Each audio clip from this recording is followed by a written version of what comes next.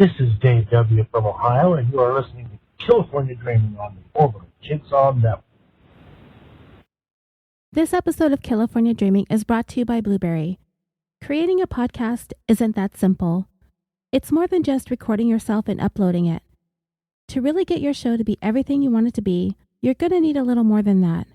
You need easy and reliable hosting so your time can be spent creating your content, the most accurate download stats so you know if you're reaching the audience that you're wanting to, and a web page that makes setting up totally easy on you and won't take up too much of your valuable time.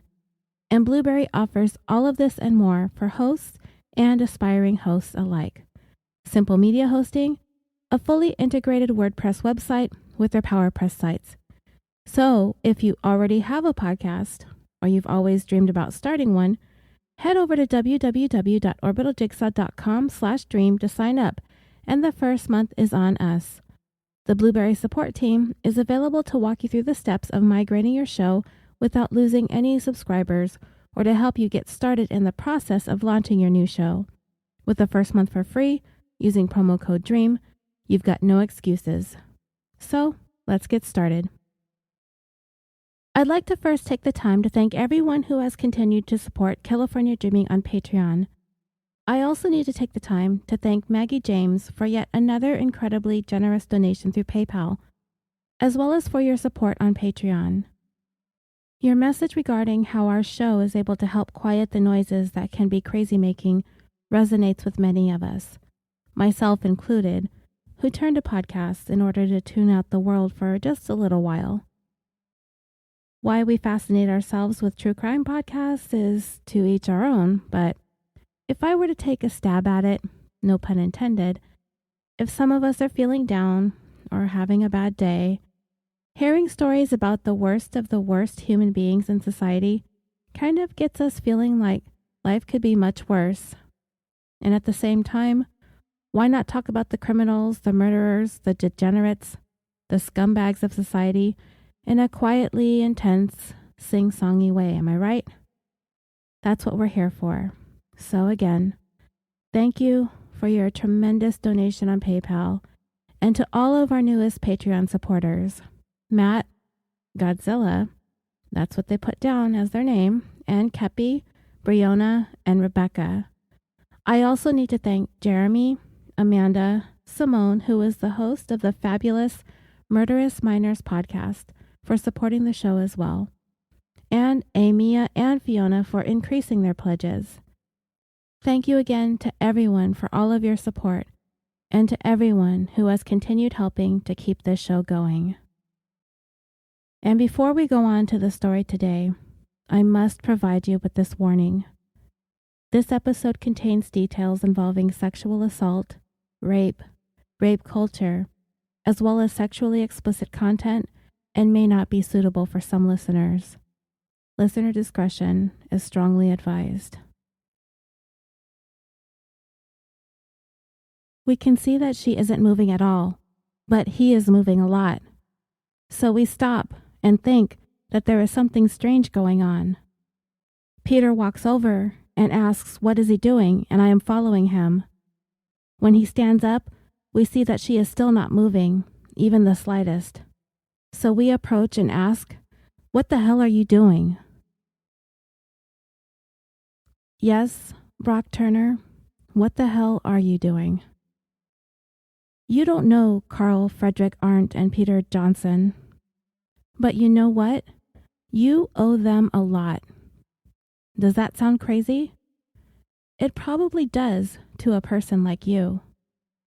You likely despise these two young men because in your simple little mind, they ruined a pretty good time that you were having. It would have never crossed your mind that these two young men out on a late night bike ride actually stopped you from committing a crime worse than the one you were committing in that moment. Not that what you were doing wasn't bad. Trust me, it was bad. But I have no doubt it would have escalated if not for Carl and Peter. So, the way I see it, you owe them not only a thank you for putting a stop to your criminal act, but you owe them for your freedom, and you owe them for the second chance you now have to pick up the pieces of your life. But a person like you would never, ever see it that way, would you? You had this really charmed storybook life. You know that. You came from Ohio, Dayton specifically. You were a star swimmer at your high school, 3-time All-American as a matter of fact. Could you have ever swam in the Olympics? Were you good enough to be a contender at the highest level of the sport you excelled at? You'll never know. It's too late. You flushed all that down the toilet when you went from swimmer to rapist. Well, technically, you weren't exactly convicted of rape, but you were convicted of assault with intent to rape. Many consider your actions to have risen to that standard, so on some level, the shoe fits. You came to California in 2014 after you graduated from high school to attend one of the most prestigious schools in our beautiful state, Stanford University. You know, Stanford is ranked one of the top universities in the world, and you, Brock Turner, earned a substantial swimming scholarship to attend one of the best schools on this planet. That's quite an accomplishment, isn't it? Your life was all mapped out for you from the very beginning. Good family, skilled athlete, top-notch education. I'd say you'd had a pretty charmed life. So you got to California. You're in your freshman year, and yes, you were there to study. You were there to get your education. You were there to swim. But you were also there to take part in the obligatory college partying. So on January 18th, 2015, when you were spotted by cyclists Carl and Peter on top of an unconscious woman behind a trash dumpster, you had only been a Stanford student for 4 months. That's it. 4 months. That's all it took for you to claim that you were, quote, shattered by the party culture and risk-taking behavior that you briefly experienced in those 4 months, unquote. There are so many things that I want to say about this. Most glaringly, this would be the first of many, many times to come that you would attempt to deflect blame away from yourself for your actions. The party culture didn't force you to sexually assault an unconscious woman behind a dumpster, Brock Turner. You did that all on your own. You were and are 100% unequivocally responsible for your actions. So for you to sit there and point fingers at this so-called party culture, that doesn't fly with me. It doesn't fly with any of us who know who you are and we know what you did. And if, heaven forbid, excessive college drinking and drugging were a viable excuse for behaviors such as the ones you exhibited on that January evening back in 2015, college campuses across the country would suddenly become a very unsafe place for students everywhere. If we were to sit here and accept your piss-poor excuse for your actions, we'd be setting a very dangerous precedent. We'd be sending the message that sexual assault is acceptable if the attacker happened to party excessively, to the point where he is no longer responsible for his actions. So no, Brock Turner, just no. You don't get a pass because you have no self-control. You don't get to violate a woman in the most intimate ways and blame college partying. And next, you had the audacity to describe yourself in your statement as, quote, shattered. You're shattered? Really? What exactly about what you did shattered you? Were you the one lying on your back, in the dirt, on pine needles, with your clothing removed, completely unconscious, with the stranger assaulting you, violating your body? No, you weren't. You did that. You're the one who shattered Emily Doe. But I don't don't expect you to even begin to understand the scars that you've left behind, because those are scars that no one can see. You can't see them. Her family can't see them. Only she can. You're not the one who has to exist in this life with unyielding fear and anxiety. You're not the one who has to be afraid to leave the house. You're not the one who has to figure out how to trust again. And I seriously doubt you have sat in your room and cried incessantly because someone else broke you. You are not shattered. You don't even know what it means to be shattered. And you don't have the right to claim that you are because of the, quote, party culture, unquote. What you are feeling are called consequences. You might want to look it up, because it doesn't seem like you have any understanding of what it means when your actions have consequences. And then you said, quote, risk-taking behavior that you briefly experienced in your 4 months at school, unquote. First of all, it kind of sounds like you're trying to paint yourself as a victim of the college life. In these so-called brief 4 months that you've described, did you ever stop one time before you ingested any amount of alcohol or drugs and tell yourself, this is risky behavior. I better exercise some restraint and better judgment? I doubt it. You didn't drink and do drugs because you wanted to take a risk. You drank and did drugs because you wanted to party. The only reason it became risky is because you got caught and arrested. If you had gotten away with it, there would be no risk, and I would not doubt you would do it again. Is that fair of me to say? I'm no fortune teller. I can't predict the future. But I can make some inferences based on your actions. And maybe, just maybe, it would not be fair of me to say based on this isolated incident. But oh, guess what I found out about you? What we all found out once we dug a little bit deeper. This was not your first rodeo. This is not something that manifested itself in the mere 4 months that you were a student at Stanford University. You've actually been an active participant in this so-called party culture that you've described before you even graduated high school. You were not an innocent little freshman swept away by the influences of the big bad college lifestyle like you attempted to portray yourself to us. You see, Brock Turner, in this day and age of technology, things from your past tend to come back to haunt you. In your case, namely, your text message history.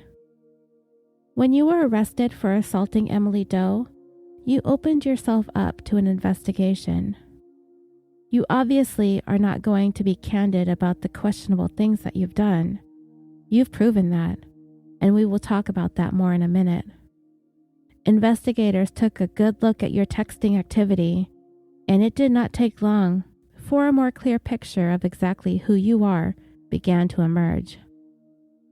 Do you want to talk about your cell phone activity in the weeks, even months, going back all the way before you graduated high school? You probably don't, but I do. Let's talk about a text you received while you were under arrest for assaulting Emily Doe. Police had your cell phone when a text came in that read, quote, "Whose tits are those?"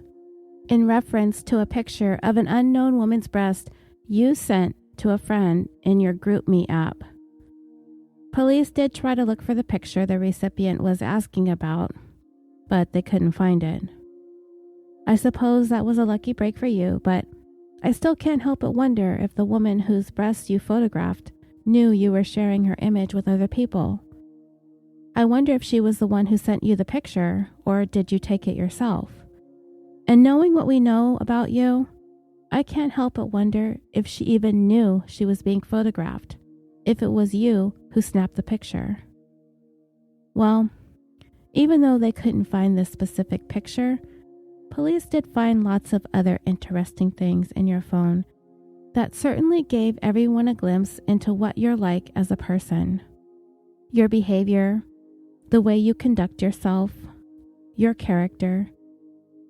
And not only is it ugly, It's kind of frightening when it's clear that you are indeed a predator hiding in plain sight, under the disguise of a so-called all-American star swimmer Stanford student. You know what they found in your phone, right? All sorts of evidence of quite the lifestyle unbecoming of an all-American swim star. Excessive drinking, excessive drug use, pictures of you taking hits from bongs with you and your teammates, videos of you doing the same, along with drinking straight from a liquor bottle.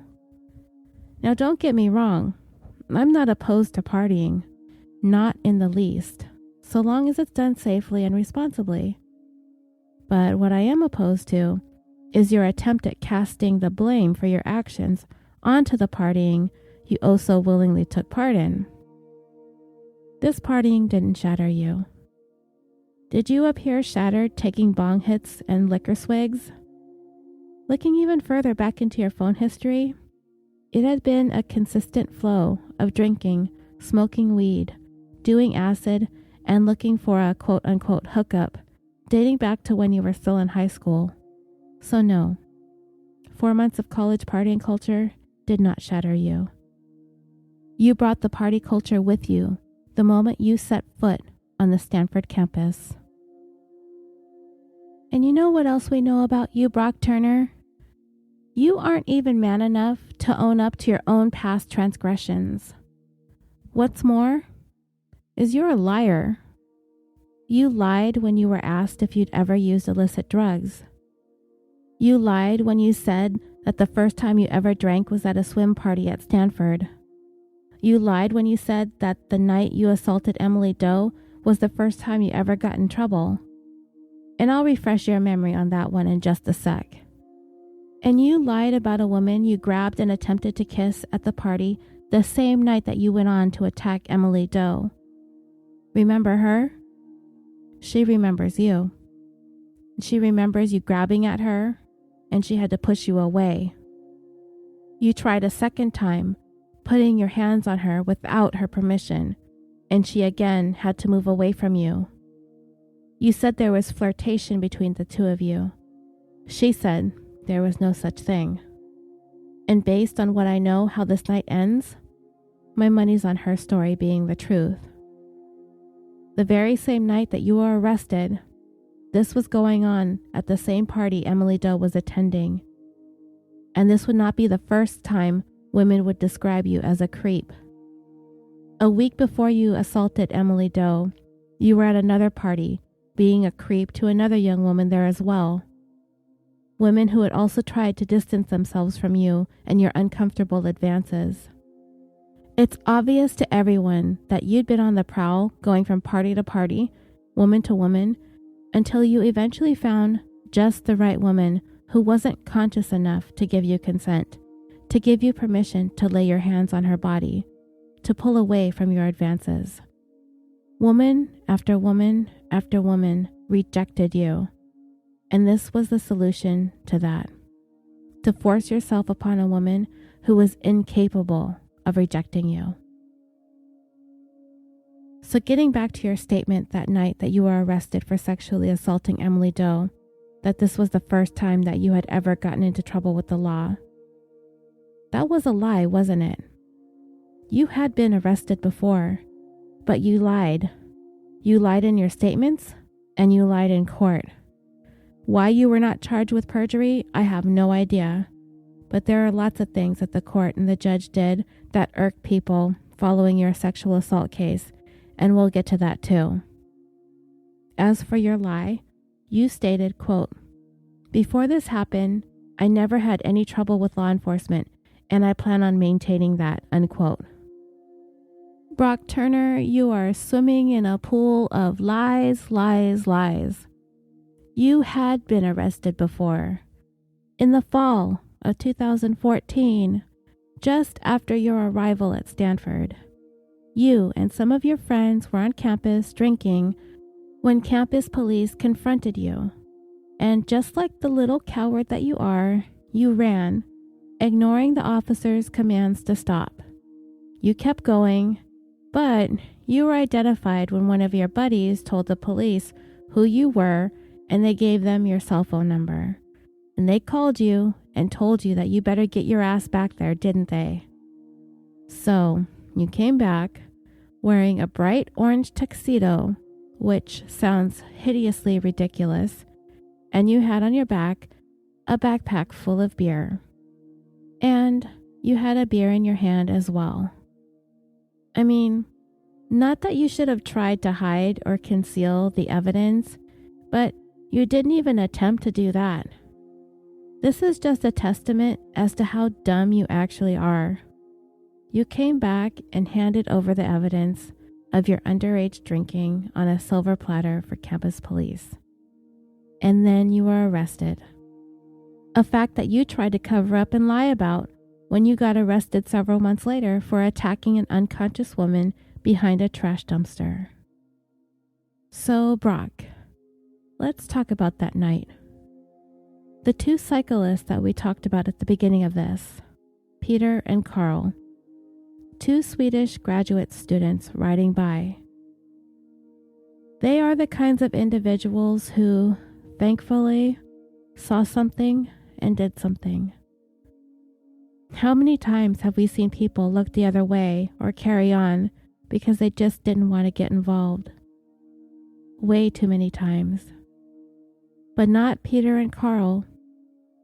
They were passing by the Kappa Alpha fraternity house around 1 a.m, and they saw you, a sight that they were somewhat shocked to see. You, behind a dumpster, on top of a woman who wasn't moving.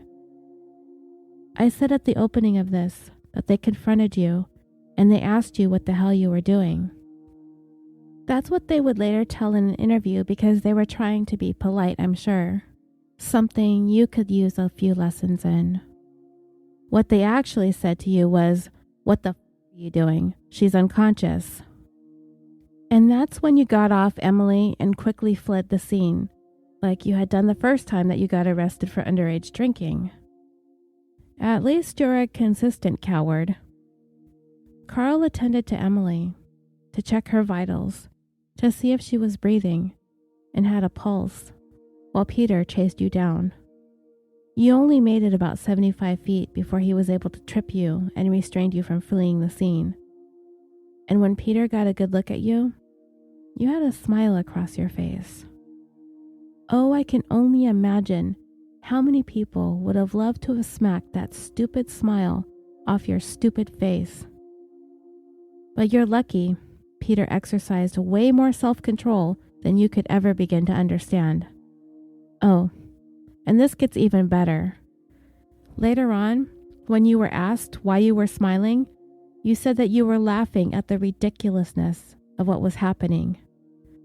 Am I hearing you right?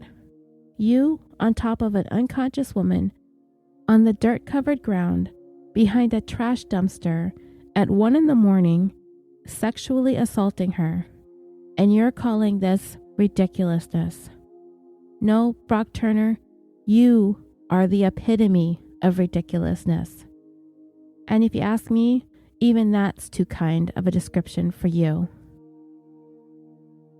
Once Carl ascertained that Emily was breathing, that she was passed out but not dead, he joined Peter to assist in keeping you from running off. Another person called 911, and 2 more people stopped to help Carl and Peter keep you pinned down. When campus police arrived there, you were arrested, and the whole world got to see your mugshot.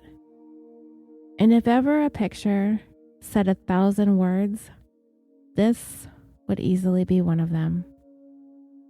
Your bloodshot eyes, your hair all messed up, looking like a deer caught in the headlights. Well, in your case, an attacker caught in the middle of a sexual assault. I would call you a rapist. I think I might have in the past. But lucky for you, you weren't charged or convicted of rape, because what you did at the time didn't constitute rape. But if anything good came of what you did, it's the fact that California legislators enacted some bills to enable the justice system to take your criminal behavior more seriously in the future. Because let's face it, your punishment for the deplorable act you committed that night in attacking and assaulting Emily Doe was a joke. And I'll expand on that a little bit later.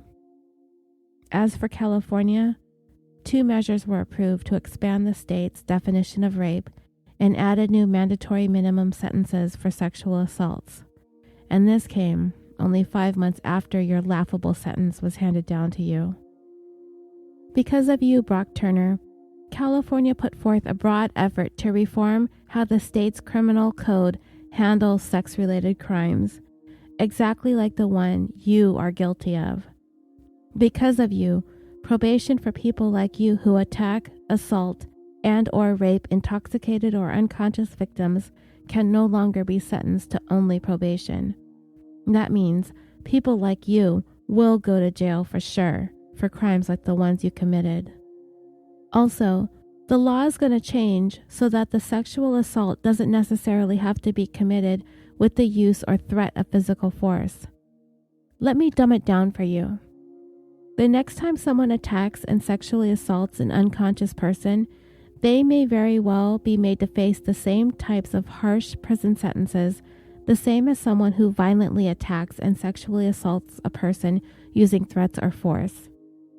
The definition of what constitutes rape will also change, not only to include an act of sexual intercourse, meaning that your crime, penetration by a foreign object, will now constitute rape.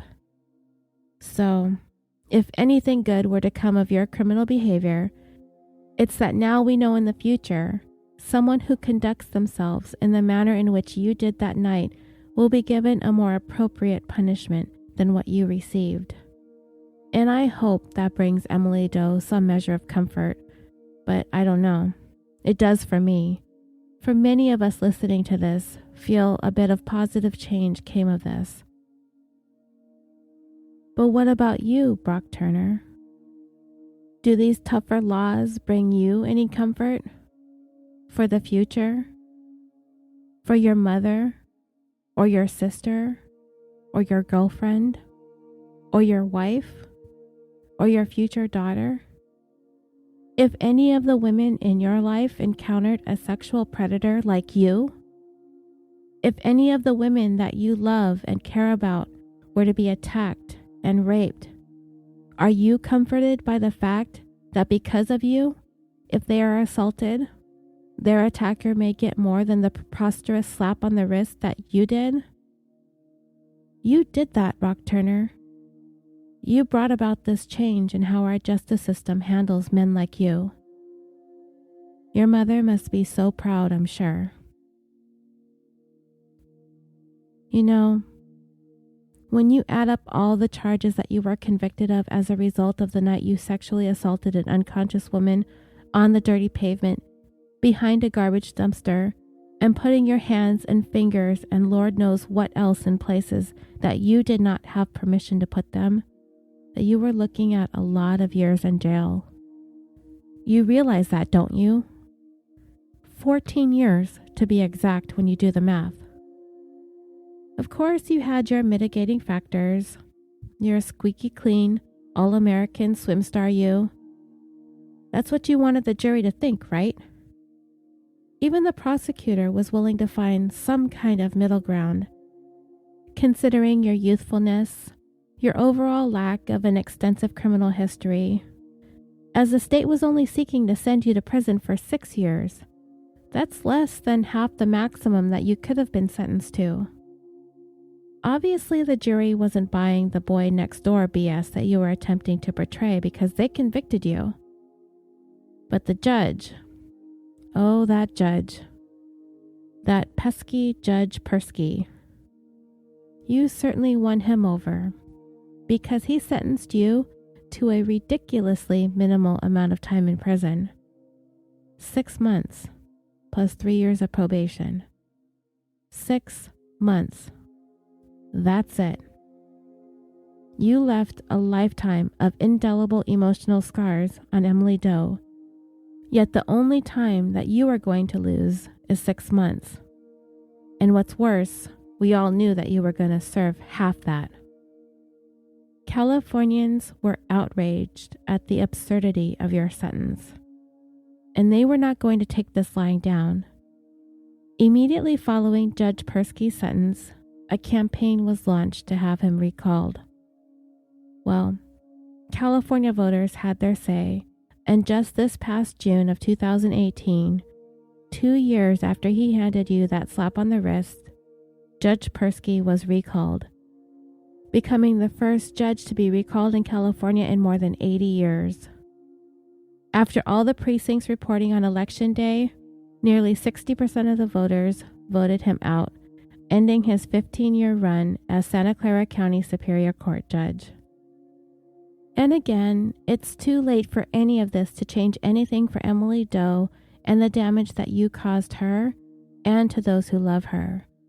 But Californians can hopefully be rest assured that the next sexual assault survivor will see a more fitting measure of justice than she did when it comes to these types of crimes and punishment. Again, I remind you, Brock Turner, you are one lucky son of a bitch. Okay, so we got a little sidetracked from our discussion the night that you sexually assaulted an unconscious woman. I can just imagine the scene in my head. 4 good Samaritans who stopped to make sure that you wouldn't get away like the little coward you are. All the while, you've got that stupid smile on your face.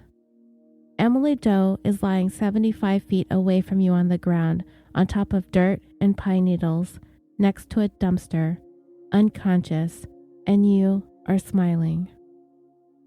Just that alone speaks to the depravity of you as a human being. To think that any of this was in any way funny. When the sheriff's deputies arrived at the scene, they found Emily Doe to still be unconscious. Even after she had been transported to the hospital, she still wasn't responding to being shouted at and shaken by her shoulders. Emily did not come to until 4:15 that morning. Do you know how long that was? From the time that Carl and Peter saw you on top of her until the time that she regained consciousness was more than 3 hours. 3 hours, Brock Turner. 3 hours that you could have had your way with an unconscious woman if not for Carl and Peter. How far would you have taken things? How much more damage would you have done? You may not be grateful for the good Samaritans who were willing to put a stop to something they immediately recognized was terribly wrong, but you should be. Emily Doe is. We all are. But if you could ever find a way to see this through a lens other than your own selfish, self-centered one, you would be able to see that Peter and Carl saved you from doing so much more harm than you did. But I don't expect you to ever be able to see it that way. From the very beginning, since we ever heard the name Brock Turner, you and your family have only made this about you. When Emily woke up, she had pine needles stuck in her hair, along with dried blood on her elbows and hands. She had no memory of anything that occurred past midnight. She did not remember being alone with you.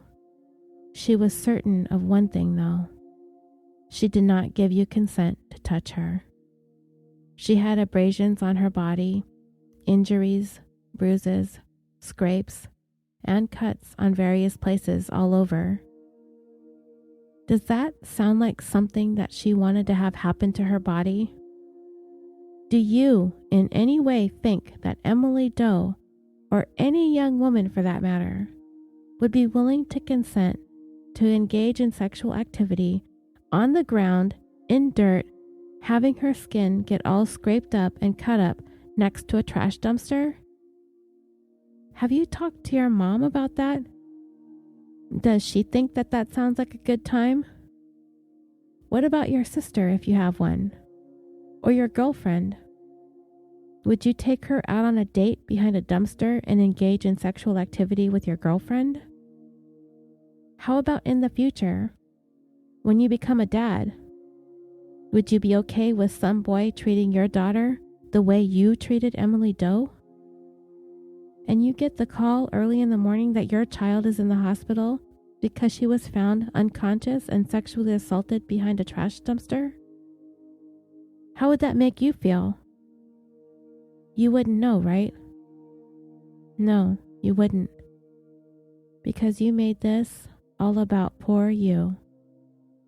Poor Brock Turner, who, following your attack on Emily, chose again to run away like a coward and withdraw from Stanford rather than face disciplinary action. Poor Brock Turner, who got banned from the Stanford campus 2 days after you attacked Emily. Poor Brock Turner, who lost your swimming scholarship because you attacked Emily. Poor Brock Turner, who was banned from ever setting foot on Stanford campus again 2 weeks after you attacked Emily. Poor Brock Turner, who had your hopes and dreams to swim on the U.S. national team in the 2016 Olympics dashed when you were banned forever from that too, after you attacked Emily. Let me see. I think the USA Swimming's official word on you is that, quote, you would never be welcome in its ranks again, unquote, citing their zero tolerance policy for sexual misconduct. In your case, your attack and assault of Emily. Yeah, poor Brock Turner. There are always two sides to every story, right? You had the chance to share your version of the events that night as well, both to the police and at trial. According to you, you told police that you met Emily Doe outside the fraternity house and the two of you left together, but you did not know her name, and if you had to pick her out, you wouldn't be able to recognize her. You are just a class act, aren't you?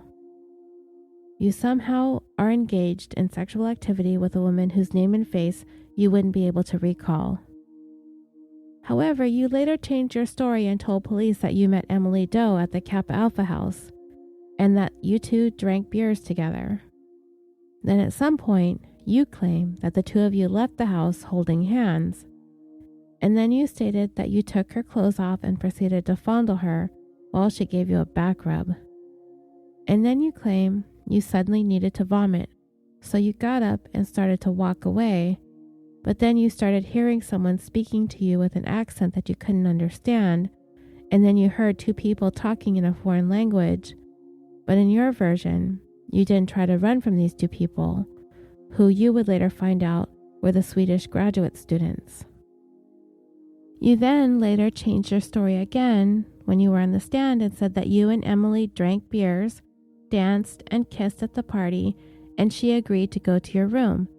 And as the two of you walked, she slipped and fell on a slope near a wooden shed, and that's when you took the opportunity to get down on the ground with her and continue kissing her. Then you claim that you asked her if she wanted you to finger her, and she agreed to that. You claim you did so for a minute while kissing her and dry humping her. And then you claim you somehow stumbled on an incline, and that's when you were confronted by Peter and Carl, who were telling you that you were sick and asked you if you thought that what you were doing was okay, to which you played dumb. Then they grabbed you, and you tried to break away, but they managed to catch you and pin you to the ground. You do realize that nobody believes a word that's coming out of your mouth, right? With maybe the exception of your parents. I don't even think you believe the words that are coming out of your mouth. But you are lucky. Because of the two of you who are on the ground behind that dumpster, it would be only you who would be able to write the narrative of what happened. Because the woman you assaulted was passed out. She had no memory, and you could bend and shift the story any which way you wanted. Emily listened to the tale you wove. She called it strange, like a poorly written young adult novel. It's no secret that both you and Emily were intoxicated that night. At the time of your arrest, your blood alcohol content was tested and estimated to have been approximately 0.171% at the time that you were discovered sexually assaulting Emily. But you did testify that you remembered the entire evening. Emily's blood alcohol content was tested and estimated to be around 0.22% at the time that you were assaulting her, and she reported that she had no memory of the night after around midnight. It was discovered that she called and left her boyfriend a message just before 1 a.m., and when it was played for the jury, she was completely unintelligible. And for the jury, this was pretty strong evidence that there was likely no way that she could have gave you any kind of consent to engage in sexual activity with her. 10 days later, you were indicted on 5 felony charges: rape of an intoxicated person, rape of an unconscious person, sexual penetration by a foreign object of an intoxicated woman, sexual penetration of a foreign object of an unconscious woman, and assault with the intent to commit rape. Your trial lasted about 2 weeks, and your jury found you guilty on 3 of the 5 charges. They didn't find you guilty of either of the rape charges because what you did to Emily didn't rise to the level of what rape is defined as. But like I said, that's now changed. And then on June 2nd, 2016, Judge Persky handed you a sentence that ultimately cost him his job. You only spent 3 out of the 6 months in jail, but you do have to register as a sex offender for the rest of your life. So that's gotta look pretty bad on the job applications, I bet. You were released on September 2nd, 2016. And as a parting gift from the corrections officers, they handed over to you a large package full of all the hate mail that you received while you were kept in protective custody in the county jail. I wonder if you took a look at any of them. Or did you set them aside to maybe reflect upon them sometime down the road when you found yourself at a place where you might begin to start taking responsibility for what you've done? Or did you just throw them away? I don't know. If you've decided to make the changes in your life that you claimed you would in your statement to the court, then you would have opened up all of those letters you received and absorbed every single hateful, scathing bit of vitriol hurled at you, accepted it, owned it, learned and grew from it. But is that something that you are capable of? Only you would know. When you were sentenced, you had a chance to address the court, the judge, and the woman you assaulted. To be honest, I don't know what, if anything, you could have said that could have made any of this better for anyone involved. A statement from a criminal defendant always seems like a lose-lose situation. I mean, what are you supposed to say? You could apologize, but then you're deemed disingenuous. But an apology, in a way, is an admission of guilt, admitting your culpability in the crime, which is something you clearly did not feel was your responsibility, not in the least. So, let's hear what you had to say.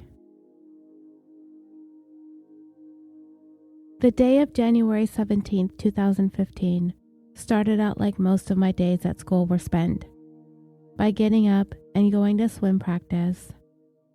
Having spent the past 4 months on campus, living around my friends who were essentially all on the swim team, I had plans to spend time with them later that day. Coming from a small town in Ohio, I had never really experienced celebrating or partying that involved alcohol. However, when I came to school in California, it had become what I expected when spending a Saturday with friends. I began to champion the idea of relieving the stress of school and swimming by consuming alcohol on weekends with people. On one instance of a Saturday of drinking, I was walking to one of the home football games with my recently found friend on the swim team. I thought things were going great. I was having a beer with them while walking to the game and experiencing what were supposedly the best years of my life. I thought it was cool to be able to have a beer with friends while walking to a football game. However, the day ended by having been charged with a minor in possession for drinking alcohol. This should have opened myself up to the dangers of drinking. I regrettably brushed off the incident as a mistake, but not a mistake that should have changed my behavior with drinking and being around the environment that enables it. Having spent most of my time around people that consumed alcohol daily, I thought it was fundamental to being in college and living like a college student. Even though I had been charged with the crime, it didn't deter me from still drinking because I carelessly thought it was at the core of essentials of being a college student, and I shouldn't let one incident change my idea of what being in college meant. During this discovery of what I thought was a college lifestyle, I also had the opportunity to witness on multiple occasions people being intimate at parties that involved alcohol. I remember attending social gatherings with the swim team where things were not only accepted but almost encouraged for the freshmen to experience. Over the course of a couple months at school, I grew more accepting of those characteristics and began to think of it as normal behavior for one to meet people of the opposite sex at parties that involved drinking. The swim team set no limits on partying or drinking, and I saw the guys take full advantage of these circumstances while I was shown to do the same. I witnessed countless times the guys that I looked up to go to parties, meet girls, and take the girl that they had just met back with them. The guys that I thought highly of would dance with the girls while being intoxicated and encourage me to participate in the party like they were. I was an inexperienced drinker and party goer, so I just accepted these things that they showed me as normal. Living more than 2,000 miles away from home, I looked to the guys on my swim team as family and tried to replicate their values and how they approached the college life. That's why on January 17th, I was excited to attend a party that my friend, who was a freshman on the team at the time, was hosting at his dorm room. If I could go back and change what unfolded the night of January 17th, I would do it in a heartbeat because I never meant to hurt anyone. I arrived at that party with two friends of mine who were also swimmers. Once I was there, I began consuming alcohol in the form of beer while socializing with people at the party. I had approximately 5 beers while I was in his room. I eventually drank 2 swigs of Fireball whiskey in addition to the beer that I'd already drank.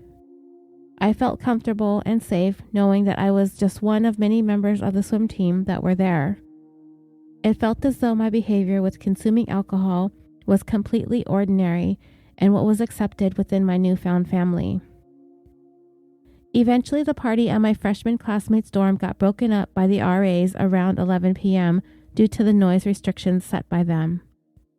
At this time, I was with my friend, whose name is redacted, and about 8 other people.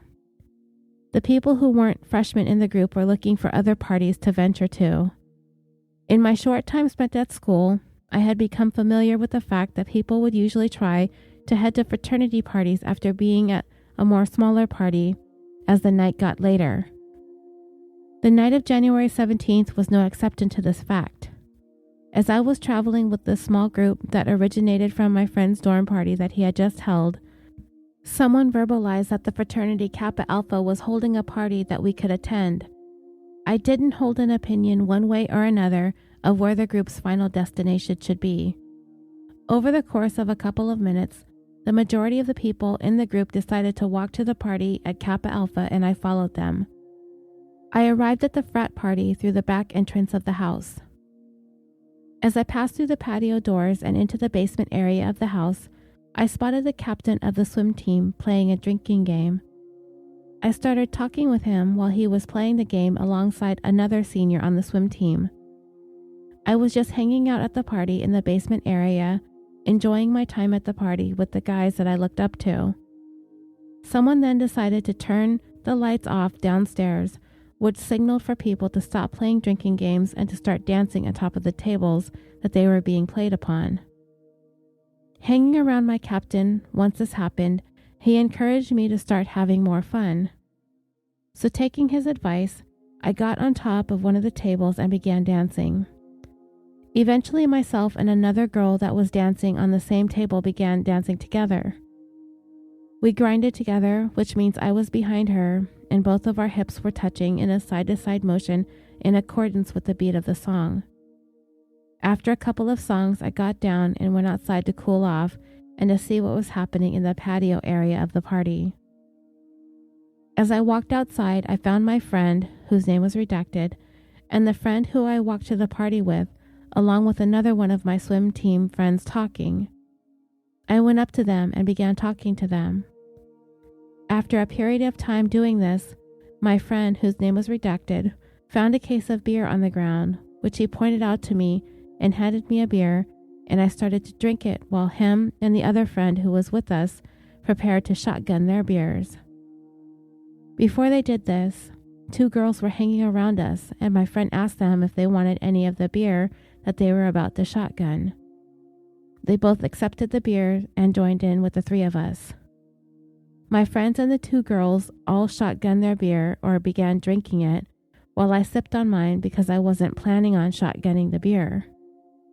After a period of time, I eventually found myself talking with one of the girls that my friend had handed a beer to, and my other friend.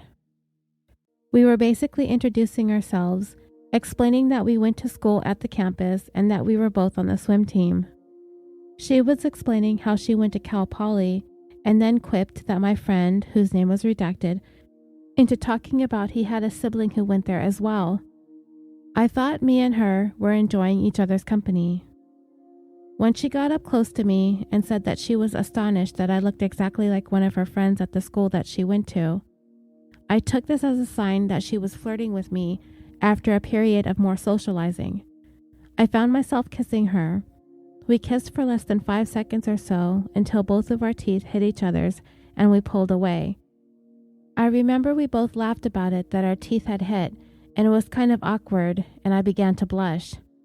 She went along with her friends somewhere, and I headed back inside to the party to see if I could find anyone that I knew to hang out with.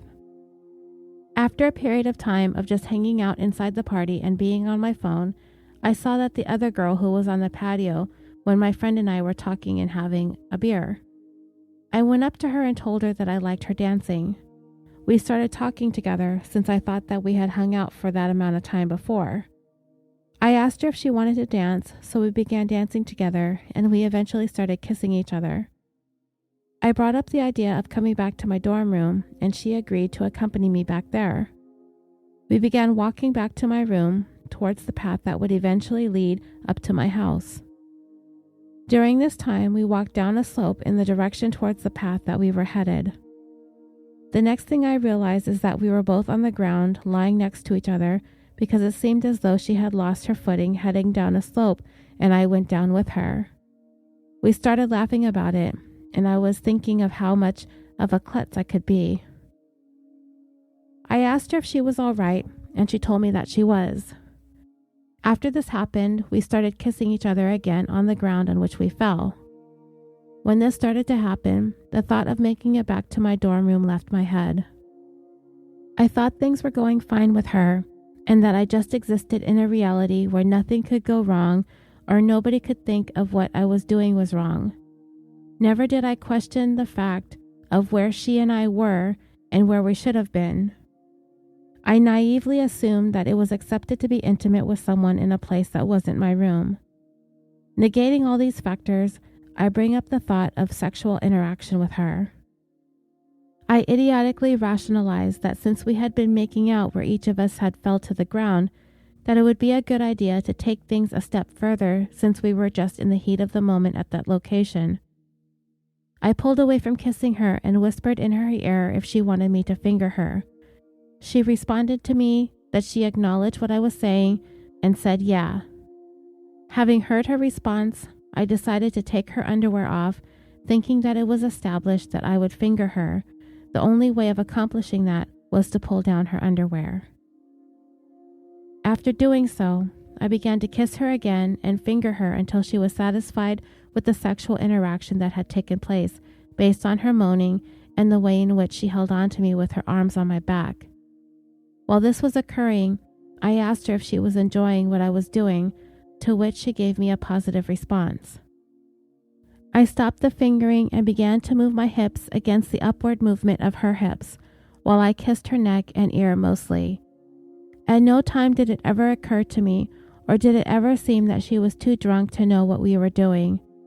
I would not have done anything against anyone's will. After a period of continuing these movements in coordination with her, the beer and the alcohol that I consumed began to unsettle my stomach. I began to experience nausea, and everything started to spin in my field of vision.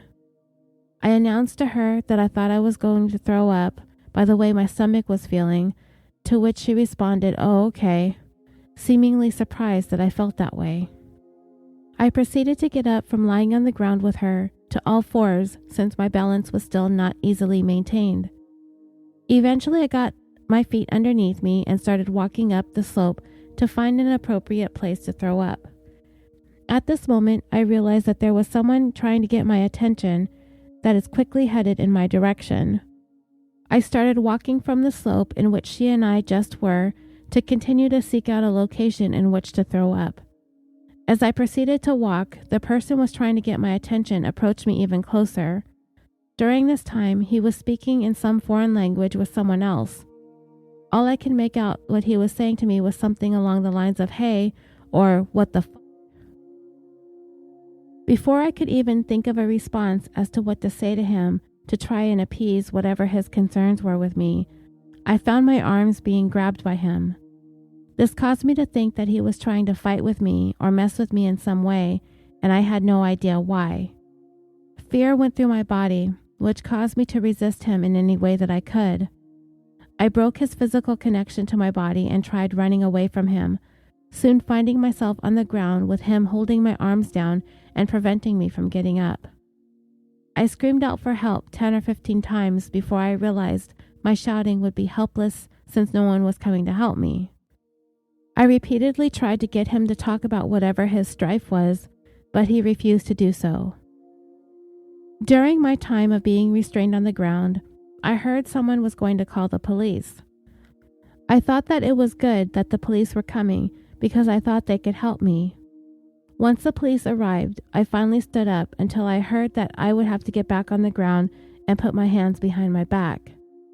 I was shocked to realize that it was me who they were arresting. I swear, I never would have done any of this if she wasn't willing.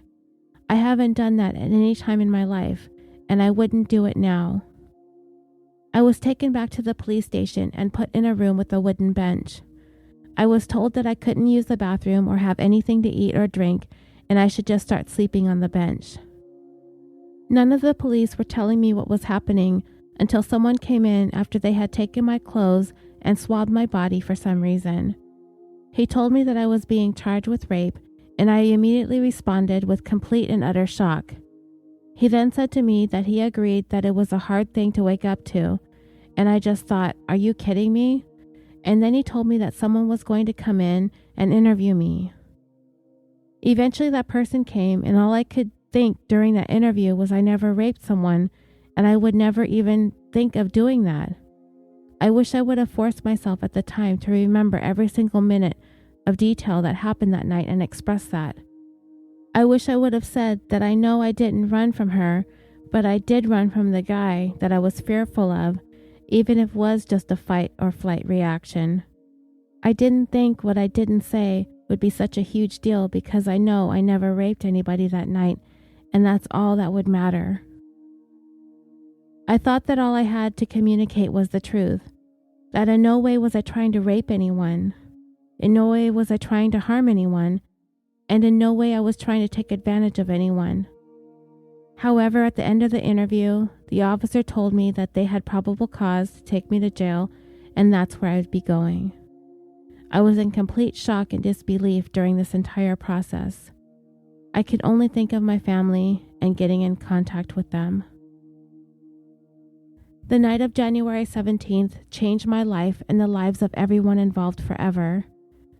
I can never go back to being the person that I was the day before that.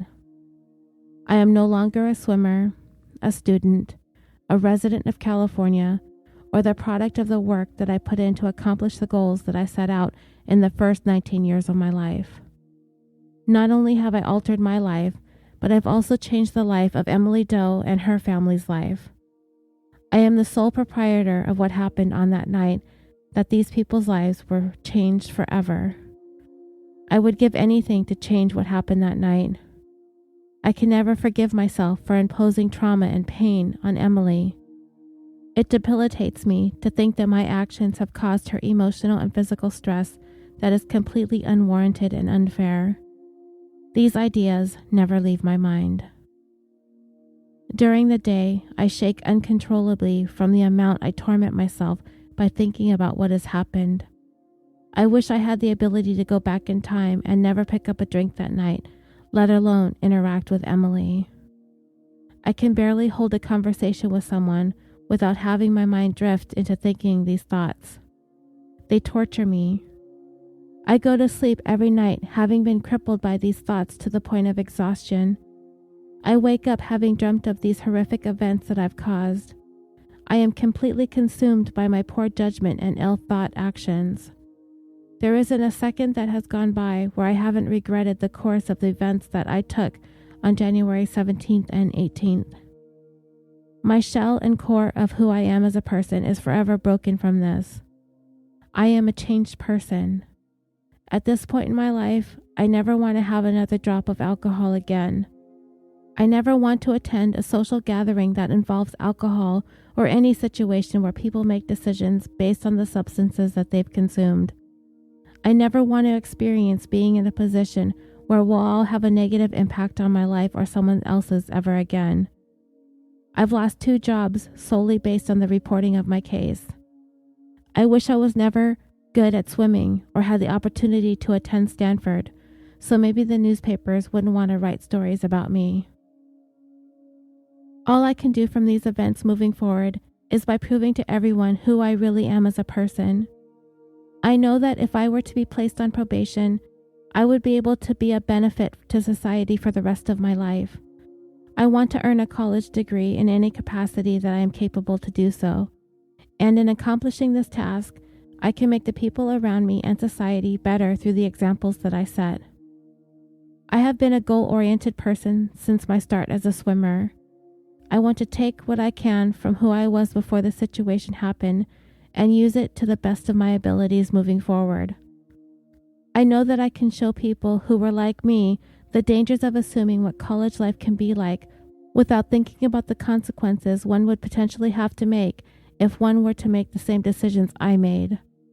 I want to show that people's lives can be destroyed by drinking and making poor decisions while doing so. One needs to recognize the influence that peer pressure and the attitude of having to fit in can have on someone. One decision has the potential to change your entire life. I know I can impact and change people's attitudes towards the culture surrounding binge drinking and sexual promiscuity that protrudes what people think is at the core of being a college student. I want to demolish the assumption that drinking and partying are what make up a college lifestyle. I made a mistake. I drank too much, and my decision hurt someone. But I never meant to intentionally hurt Emily. My poor decision-making and excessive drinking hurt someone that night, and I wish I could take it all back. If I were to be placed on probation, I could positively say without a single shred of doubt in my mind that I would never have a problem with law enforcement. Before this happened, I never had any trouble with law enforcement, and I plan on maintaining that. I've been shattered by the party culture and risk-taking behavior that I briefly experienced in my 4 months at school. I've lost my chance to swim in the Olympics. I've lost my ability to earn a Stanford degree. I've lost employment opportunities, my reputation, and most of all, my life. These things force me to never want to put myself in a position where I have to sacrifice everything.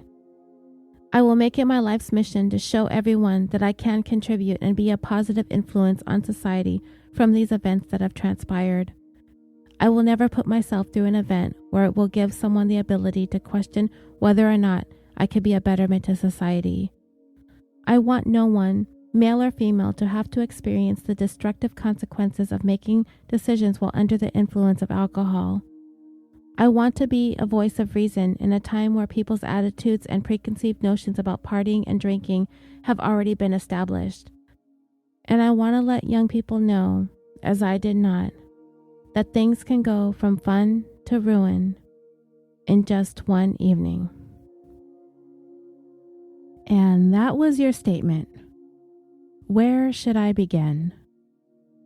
For starters, you blamed everyone around you. Your friends, your swim team, your swim captain, the party culture, basically the entire student body. The whole night was everyone else's encouraging poor, young, innocent, naive Brock Turner to loosen up and partake in the college lifestyle. It was never something you sought out, right? Because you were like a lamb surrounded by ravenous wolves. And in order to not be eaten alive by all these big bad party animal college students, you had to join them in their binge drinking and debauchery. And then you presented your version of events as to how they unfolded with Emily Doe. And we basically have to take your word for it because she has no memory of the evening. How she oh so willingly, after falling down and scraping up her body on the pavement, you expected us to believe that she accepted your offer to finger her, right there on the ground, in the dirt. But when Pete and Carl rode by, they witnessed a crime occurring right before their eyes and intervened. And this is the part of the story when you painted yourself as the victim. A victim of these crazed, cycling Swedes who for no reason tackled you to the ground. Brock, it wasn't for no reason. They saw you doing things that you should not have been doing to a clearly unconscious woman. Then you got treated so badly by the police, weren't you? They wouldn't let you eat or drink or go pee. But where was Emily Doe at that time? Waking up in a hospital bed, wondering how she ended up there? And then you filled your statement with denial after denial after denial that you did anything wrong. You would never. You could never. She said yes. She affirmed that she liked it. All the way up until you were accosted by crazy Swedes on bikes. Yet, after denying any wrongdoing, you contradicted yourself by following that up with sentiments that you never meant to do that. You wish you could take it back. But it was all said for you. For you feeling sorry for yourself. What you lost. How your life was shattered. And the only thing you blamed was alcohol, college, peer pressure, and your naivete. And most glaringly of all, you never said you were sorry. And if any of us thought things could not get any worse, at your sentencing hearing, your father, Dan Turner, offered up a statement for the judge and for the court on your behalf.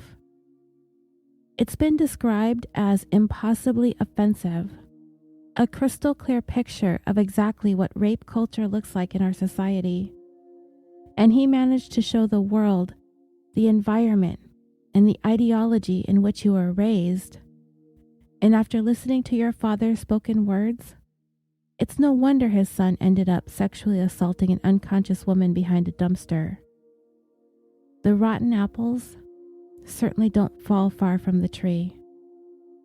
Let's hear what your dad had to say about his registered sex offender son. Honorable Judge Aaron Persky, I am writing this letter to tell you about my son, Brock, and the person that I know he is. First of all, let me say that Brock is absolutely devastated by the events of January 17th and 18th, 2015. He would do anything to turn back the hands of time and have that night to do over again. In many one-on-one conversations with Brock since that day, I can tell you that he is truly sorry for what occurred that night and for all the pain and suffering that he has caused for all of those involved and impacted by that night. He has expressed his true remorse for his actions on that night. Living under the same roof with Brock since this incident, I can tell you firsthand the devastating impact that it has had on my son. Before I elaborate more, I would like to share some memories of my son that demonstrate the quality of his character. Brock has an easygoing personality that endears him almost to everyone he meets. He has always been a person that people like to be around, whether they are male or female. This has been true from the time Brock was in preschool to today. I have never seen Brock raise his voice to anyone, and he doesn't prejudge anyone. He accepts them for who they are, no more, no less. He has a very gentle and quiet nature, and a smile that is truly welcoming to those around him. I have never once heard him brag or boast about any of his accomplishments that he has ever achieved. He is simply a very humble person who would rather hear about someone else's accomplishments rather than talk about his own. Brock has an inner strength and a fortitude that is beyond anything I have ever seen. This was no doubt honed over many years of competitive swimming and has been a major reason for his ability to cope over the last 15 months. Brock has always been an extremely dedicated person, whether it was academics, sports, or developing and maintaining friendships and relationships. Brock's dedication to academics started early in grade school. My fondest memory is of helping Brock prepare for his weekly spelling test. Doing well on these tests was very important to Brock, and he would start preparing the day before by memorizing the words and making sure that he had everything together in his mind. I would have to quiz him over and over just so he was sure he would do well on the test. He would make me give him a final preparation quiz as we drove to school on Friday mornings. I can assure you that Brock always did well on these exams. While this example may seem trivial, it was an early indicator of the importance he placed on academic achievement that never left him. As he got older and progressed in school, he needed my intervention less and less, as he is gifted in his ability to understand very complicated subject matter. This natural ability, along with an extremely strong work ethic, led to academic success at all levels. Brock was equally talented in athletics, participating in baseball, basketball, and swimming.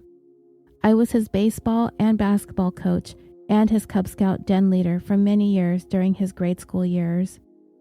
I was so proud to participate and serve as his coach and leader, as it meant that I got to spend more time with him.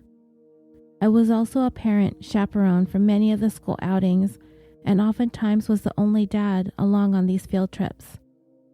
For me, I loved every minute of it because Brock was a pleasure to be around, and he always treated the other kids, parents, and teachers with respect.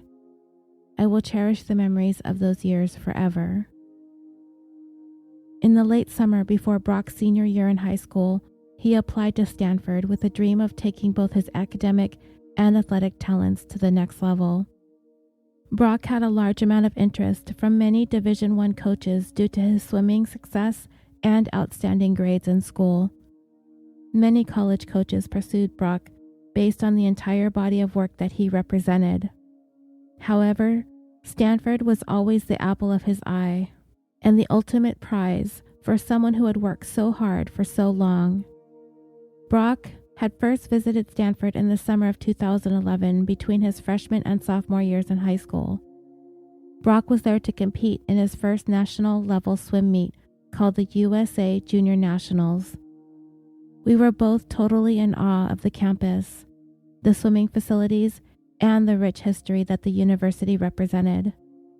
I remember commenting to Brock at the time that wouldn't this be a great place to go to school, based on its swimmers that had attended Stanford. The first exposure to Stanford made a lasting impression on Brock. Our family was full of pride and joy when we found out in the fall of 2013 that Brock had been accepted to Stanford. This was a culminating event for Brock, as we knew how much work he had put in to get in at that point. The thing that made us most proud was the fact that Brock had been accepted academically before he could be considered for an athletic scholarship. This was especially significant given Stanford's 4% acceptance rate for that particular year. Brock was awarded a 60% swimming scholarship by the university. Even with this generous offer, my wife and I both knew it would be a financial struggle for our family for Brock to attend Stanford, but we were determined to make it work because we knew the value of a Stanford education. As Brock's senior year passed, he was characteristically humble about being admitted to Stanford and continued to work hard until the very last minute of high school on academics and swimming. When Carlene and I took Brock to Stanford in September of 2014 to begin his freshman year, we both felt that he was totally prepared for the experience. He had been to so many national level swim camps and meets and was comfortable with being away from home. We were very excited for Brock as he settled into Stanford during his first quarter as a brand new student athlete. He excelled in school that quarter, earning the top GPA for all freshmen on the swim team. What we didn't realize was the extent to which Brock was struggling, being so far away from home. Brock was working hard to adapt to the rigors of both school and swimming. When Brock was home during Christmas break, he broke down and told us how much he was struggling to fit in socially and the fact that he did not like being so far away from home. Brock was nearly distraught, knowing that he had to return early from Christmas break for swimming training camp. We even questioned whether it was the right move to send him back to Stanford for the winter quarter. In hindsight, it was clear that Brock was desperately trying to fit in at Stanford and fell into the culture of alcohol consumption and partying. This culture was modeled by many of the upperclassmen on the swim team and played a role in the events of January 17th and 18th of 2015. Looking back at Brock's brief experience at Stanford, I honestly don't believe it was the best fit for him. He was ready academically and athletically, but it was simply too far from home for someone who was born and raised in the Midwest. He needed the support and structure of being closer to family and friends. As it stands now, Brock's life has been deeply altered forever by the events of January 17th and 18th. He will never be his happy-go-lucky self with that easygoing personality and welcoming smile. His every waking minute is consumed with worry, anxiety, fear, and depression. You can see this in his face, the way he walks, his weakened voice, his lack of appetite. Brock always enjoyed certain types of foods and is a very good cook himself. I was always excited to buy him a big ribeye steak to grill or to get him his favorite snack. I had to make sure to hide some of my favorite pretzels and chips because I knew they wouldn't be around long after Brock walked in from a long swim practice. Now he barely consumes any food and eats only to exist. These verdicts have broken and shattered him and our family in so many ways. His life will never be the one that he dreamed about and worked so hard to achieve. This is a steep price to pay for 20 minutes of action out of his 20-plus years of life. The fact that he now has to register as a sexual offender for the rest of his life forever alters where he can live, visit, work, and how he will be able to interact with people and organizations. What I know as his father is that incarceration is not the appropriate punishment for Brock. He has no prior criminal history and has never been violent to anyone, including his actions on the night of January 17, 2015. Brock can do so many positive things as a contributor to society and is totally committed to educating other college-age students about the dangers of alcohol consumption and sexual promiscuity. By having people like Brock educate others on college campuses is how society can begin to break the cycle of binge drinking and its unfortunate results. Probation is the best answer for Brock in this situation and allows him to give back to society in a net positive way. Very respectfully, Dan A. Turner. Brock Turner, do you know what most stands out about this letter your father read to the court? There are a couple of things. Your father's letter is the perfect example of society perpetuating the support and acceptance of the rape culture we continue to live in. Not one time did your father acknowledge Emily Doe. Not once. This letter resoundingly painted you, Brock Turner, as the victim. You. Your dad perceives you as the one who has been wronged. To him, your life and well-being is more valuable than Emily Doe's, the only true victim here. Your father stood before the court and asked the judge to sentence you to probation instead of jail time. Your father celebrated you as a person of a quality character, a high achiever, a well-liked person.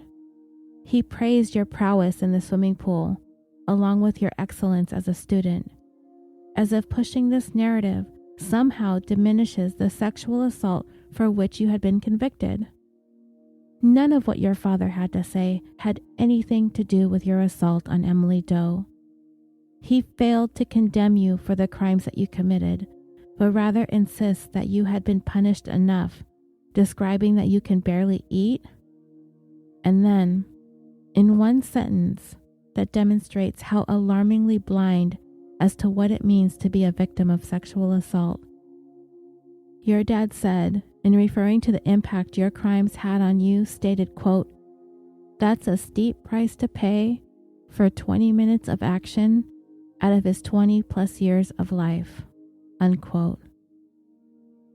20 minutes of action is all your father was willing to acknowledge was wrong with what you did. 20 minutes of action.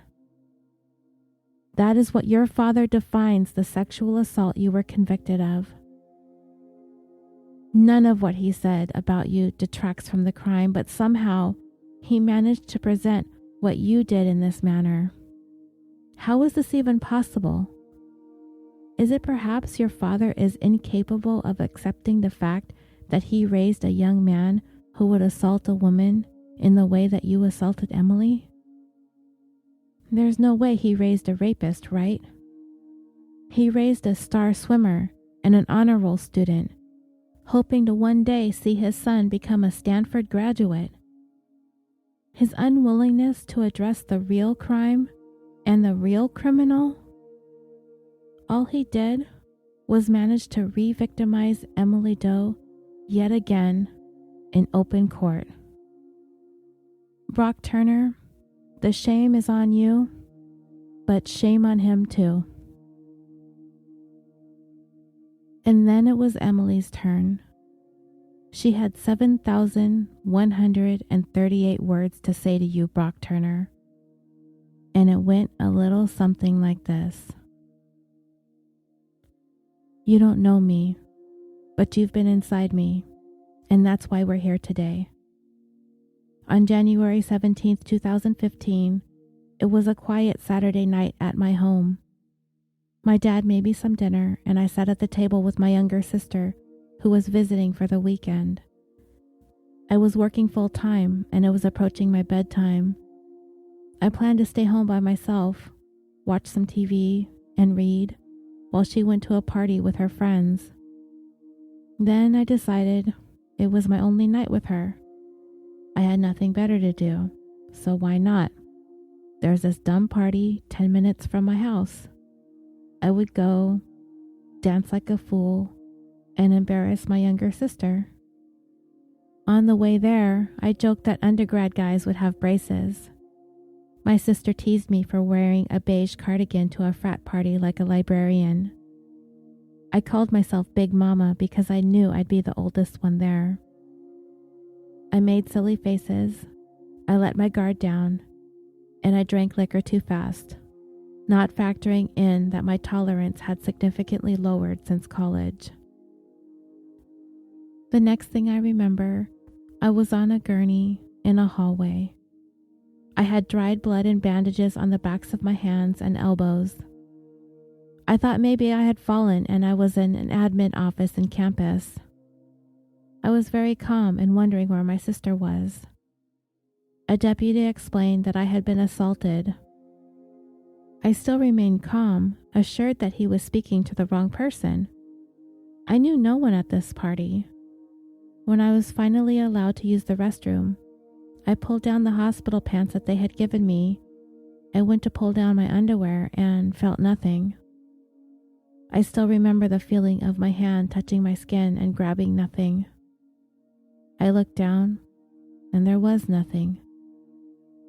The thin piece of fabric, the only thing between my vagina and anything else, was missing, and everything inside me was silenced. I still don't have words for that feeling. In order to keep breathing, I thought maybe the policeman used scissors to cut them off for evidence. Then I felt pine needles scratching the back of my neck, and I started pulling them out of my hair. I thought maybe the pine needles had fallen from a tree and onto my head. My brain was talking my gut into not collapsing, because my gut was saying, "Help me, help me." I shuffled from room to room with the blanket wrapped around me, pine needles trailing behind me. I left a little pile in every room I sat in.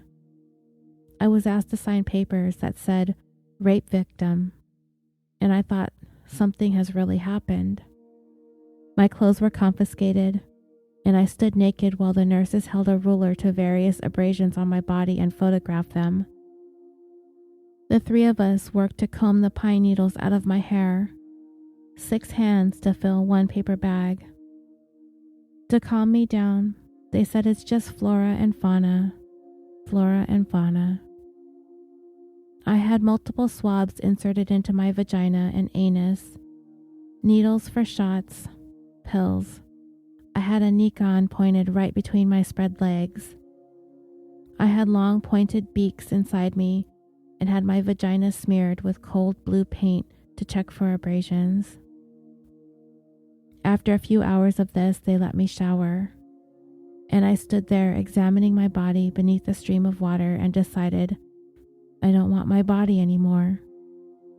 I was terrified of it. I didn't know what had been in it, if it had been contaminated, who had touched it. I wanted to take off my body like a jacket and leave it in the hospital with everything else. On that morning, all that I was told is that I had been found behind a dumpster, potentially penetrated by a stranger, and that I should get retested for HIV because results don't always show up immediately. But for now, I should just go home and get back to my normal life. Imagine stepping back into the world with only that information. They gave me huge hugs, and I walked out of the hospital and into the parking lot wearing the new sweatshirt and sweatpants that they had provided me, as they had only allowed me to keep my necklace and my shoes. My sister picked me up, her face wet from tears and contorted in anguish. Instinctively and immediately, I wanted to take her pain away. I smiled at her. I told her to look at me. I'm right here. I'm okay. Everything's okay. I'm right here. My hair is washed and clean. They gave me the strangest shampoo. Calm down and look at me. Look at these funny new sweatpants and sweatshirt. I look like a PE teacher. Let's go home. Let's eat something. She did not know that beneath my sweatsuit, I had scratches and bandages on my skin. My vagina was sore and had become some strange dark color from all the prodding. My underwear was missing, and I felt too empty to continue to speak. That I was also afraid, that I was also devastated. That day we drove home, and for hours in silence, my younger sister held me. My boyfriend did not know what happened, but he called that day and said, "I was really worried about you last night. You scared me. Did you make it home okay?" I was horrified. That's when I learned I had called him that night in my blackout, left an incomprehensible voicemail, that we had also spoken on the phone, but I was slurring so heavily that he was scared for me, that he repeatedly told me to go and find my sister. Again, he asked me, "What happened last night? Did you make it home okay?"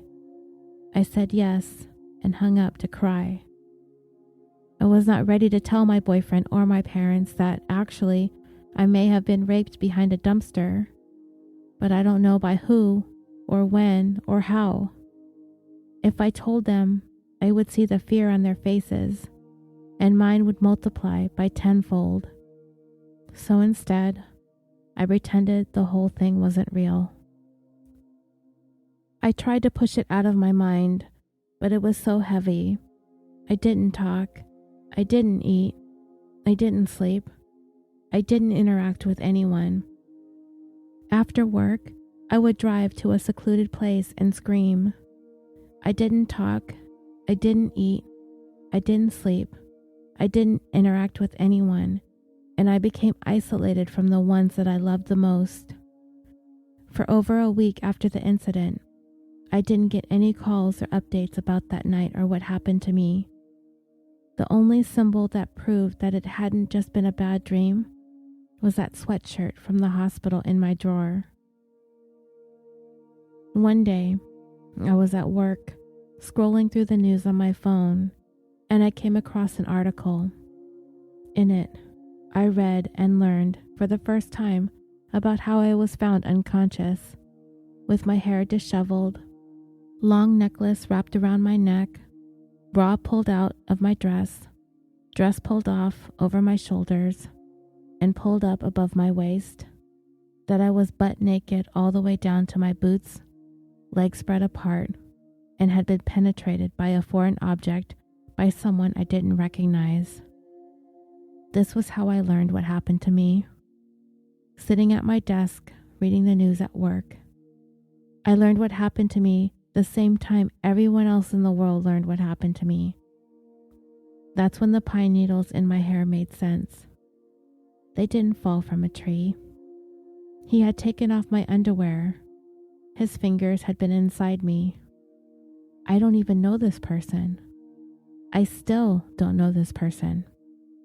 When I read about me like this, I said, "This can't be me. This can't be me." I could not digest or accept any of this information. I could not imagine my family having to read this online. I kept reading, and in the next paragraph, I read something that I will never forget. I read that, according to him, I liked it. I liked it. Again, I do not have words for these feelings.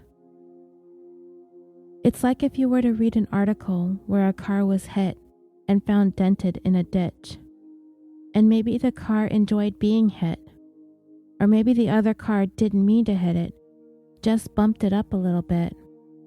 Cars get into accidents all the time. People aren't always paying attention. Can we really say who's at fault? And then, at the bottom of the article, after I learned about all the graphic details of my own sexual assault, this article listed his swim times. She was found breathing, unresponsive, with her underwear 6 inches away from her bare stomach, curled in a fetal position. Oh, but by the way, he's really good at swimming. Throw in my mile time if that's what we're doing here. I'm good at cooking, put that in there. I think the end is where you list your extracurriculars to cancel out all the sickening things that have happened. The night the news came out, I sat my parents down and told them that I had been assaulted and to not look at the news because it's upsetting. Just know that I'm okay, I'm right here, and I'm okay. But halfway through telling them, my mom had to hold me because I could no longer stand up.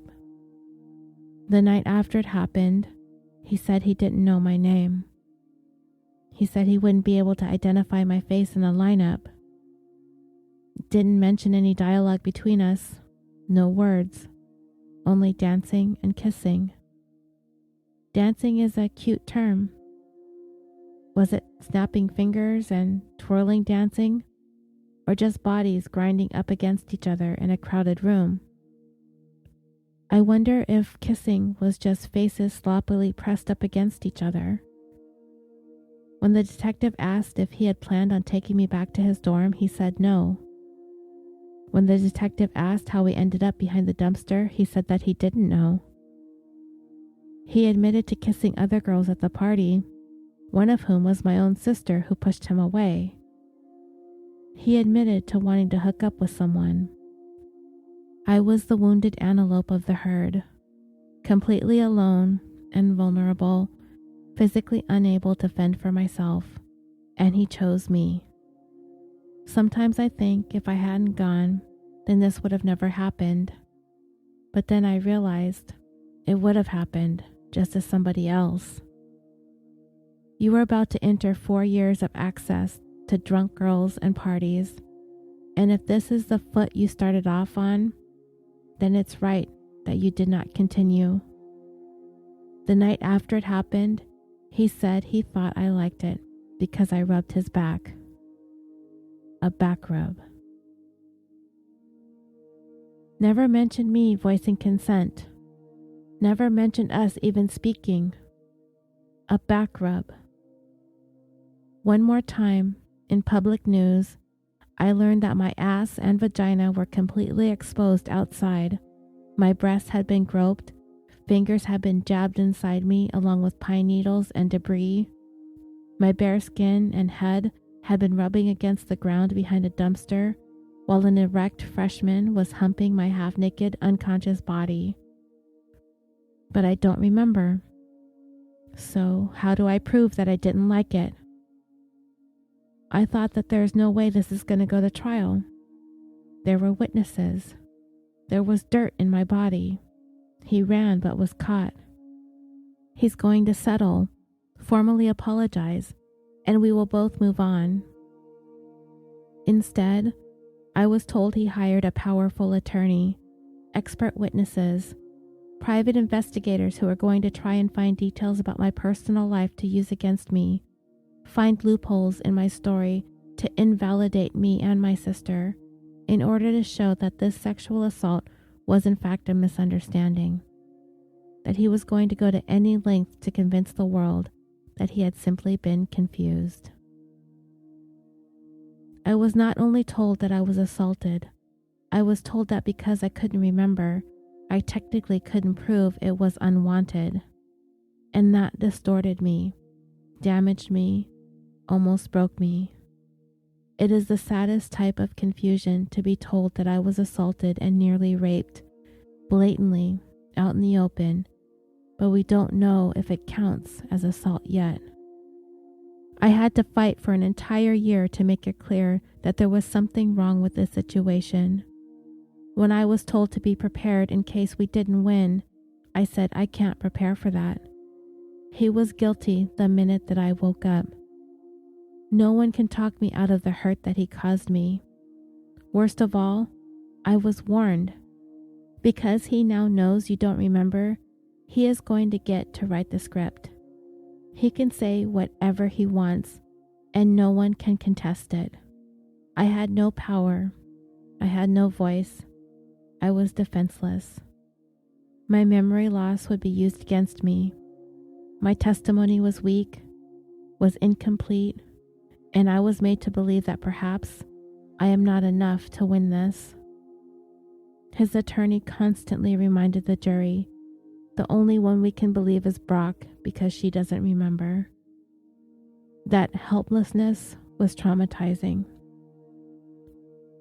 Instead of taking time to heal, I was taking time to recall the night in excruciating detail in order to prepare for the attorney's questions that would be invasive, aggressive, and designed to steer me off course, to contradict myself, my sister, phrased in ways to manipulate my answers. Instead of his attorney saying, "Did you notice any abrasions?" he said, "You didn't notice any abrasions, right?" This was a game of strategy, as if I could be tricked out of my own worth. The sexual assault had been so clear, but instead, here I was at the trial, answering questions like, how old are you? How much do you weigh? What did you eat that day? Well, what did you have for dinner? Who made dinner? Did you drink with dinner? Not even water? When did you drink? How much did you drink? What container did you drink out of? Who gave you the drink? How much do you usually drink? Who dropped you off at this party? At what time? But where exactly? What were you wearing? Why were you going to this party? What'd you do when you got there? Are you sure you did that? But what time did you do that? What does this text mean? Who were you texting? When did you urinate? Where did you urinate? With whom did you urinate outside? Was your phone on silent when your sister called? Do you remember silencing it? Really, because on page 53, I'd like to point out that you said it was set to ring. Did you drink in college? You said you were a party animal? How many times did you black out? Do you party at frats? Are you serious with your boyfriend? Are you sexually active with him? When did you start dating? Would you ever cheat? Do you have a history of cheating? What do you mean when you say that you wanted to reward him? Do you remember what time you woke up? Were you wearing your cardigan? What color was your cardigan? Do you remember any more from that night? No? Okay, well, we'll let Brock fill it in. I was pummeled with narrowed, pointed question that dissected my personal life, love life, past life, family life, inane questions, accumulating trivial details to try and find an excuse for this guy who had me half naked before even bothering to ask me for my name. After a physical assault, I was assaulted with questions designed to attack me, to say, see, her facts don't line up. She's out of her mind. She's practically an alcoholic. She probably wanted to hook up. He's like an athlete, right? They were both drunk. Whatever. The hospital stuff she remembers is after the fact. Why take that into account? Brock has a lot at stake. He's having a really hard time right now. And then it came time for him to testify. And I learned what it meant to be re-victimized. I want to remind you, the night after it happened, he said he never planned to take me back to his dorm. He said he didn't know why we were behind a dumpster. He got up to leave because he wasn't feeling well and he was suddenly chased and attacked. Then he learned I could not remember. So 1 year later, as predicted, a new dialogue emerged. Brock had a strange new story. Almost sounded like a poorly written young adult novel with kissing and dancing and hand-holding and lovingly tumbling onto the ground. And most importantly, in this new story, there was suddenly consent. 1 year after the incident, he remembered, oh yeah, by the way, she actually said yes to everything, so... He said he asked if I wanted to dance. Apparently I had said yes. He'd asked if I wanted to go to his dorm. I said yes. He asked if he could finger me, and I said yes. Most guys don't ask, can I finger you? Usually there's a natural progression of things, unfolding consensually, not a Q&A. But apparently I granted full permission. He's in the clear. Even in his story, I only said a total of 3 words, yes, yes, yes, before he had me half naked on the ground. For future reference, if you are confused about whether a girl can consent, see if she can speak an entire sentence. You couldn't even do that. Just one coherent string of words. Where was the confusion? This is common sense, human decency. According to him, the only reason we were on the ground was because I fell down. Note, if a girl falls down, help her get back up. If she's too drunk to even walk and falls down, do not mount her, hump her, take off her underwear, and insert your hand inside her vagina. If a girl falls down, help her up. If she's wearing a cardigan over her dress, don't take it off so that you can touch her breasts. Maybe she's cold. Maybe that's why she wore the cardigan. Next in the story, 2 Swedes on bicycles approached you and you ran. When they tackled you, why didn't you say, Stop. Everything's okay. Go ask her. She's right over there. She'll tell you. I mean, you had just asked for my consent, right? I was awake, right? When the policeman arrived and interviewed the evil Swede who had tackled you, he was crying so hard he couldn't speak because of what he had seen. Your attorney has repeatedly pointed out, well, we don't know exactly when she became unconscious. And you're right. Maybe I was still fluttering my eyes and wasn't completely limp yet. That was never the point. I was too drunk to speak English, too drunk to consent, way before I was on the ground. I should have never been touched in the first place. Brock stated, quote, "At no time did I see that she was not responding. If at any time I thought she was not responding, I would have stopped immediately," unquote. Here's the thing.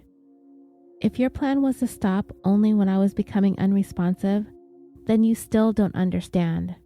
You didn't even stop when I was unconscious anyway. Someone else stopped you. 2 guys on bikes noticed that I wasn't moving in the dark and had to tackle you. How did you not notice while you were on top of me? You said you would have stopped and gotten help. You say that, but I want you to explain how you would have helped me. Step by step. Walk me through this. I want to know.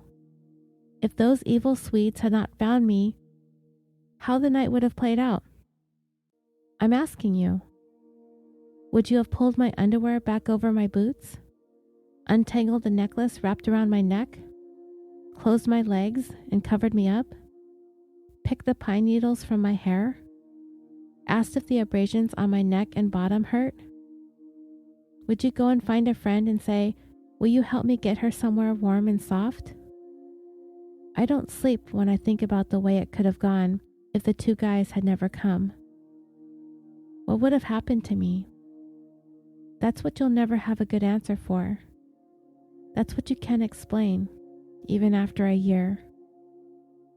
And on top of all of this, he claimed that I orgasmed after 1 minute of digital penetration. The nurse said there had been abrasions, lacerations, and dirt in my genitalia. Was that before or after I came? To sit under oath and inform all of us that yes, I wanted it, yes, I permitted it, and that you are the true victim attacked by the Swedes for reasons unknown to you is appalling, is demented, is selfish, is damaging. It's enough to be suffering. It's another to have someone ruthlessly working to diminish the gravity and validity of this suffering. My family has had to see pictures of my head strapped to a gurney full of pine needles, my body in the dirt with my eyes closed, my hair messed up, limbs bent, and dress hiked up. Even after that, my family had to listen to your attorney say that the pictures were after the fact. We can dismiss them. To say yes, her nurse confirmed that there was redness and abrasions inside her, significant trauma to her genitalia, but that's what happens when you finger someone, and he's already admitted to that. To listen to your attorney attempt to paint a picture of me, the face of girls gone wild, as if somehow that would make it so that I would have this coming to me. To listen to him say that I sounded drunk on the phone because I'm silly and that's my goofy way of speaking.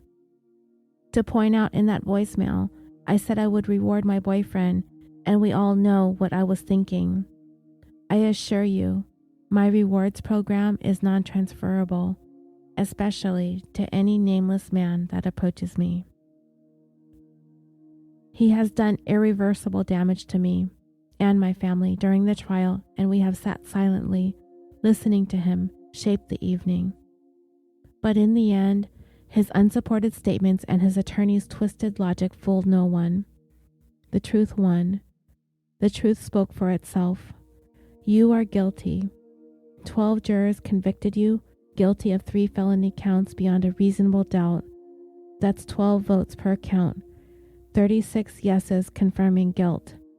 That's 100% unanimous guilt. And I thought finally It's over. Finally, he will own up to what he did, truly apologize, and we will both move on and get better. And then I read your statement. If you were hoping that one of my organs will implode from anger and I will die, I'm almost there. You are very close. This is not a story of another drunk college hookup with poor decision making. Assault is not an accident. And somehow you still don't get it. Somehow you still sound confused. I will now read portions of the defendant's statement and respond to them. You said, being drunk, I just couldn't make the best decisions, and neither could she. Alcohol is not an excuse. Is it a factor? Yes.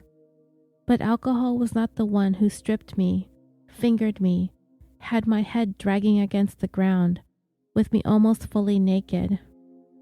Having too much to drink was an amateur mistake that I admit to, but it is not criminal.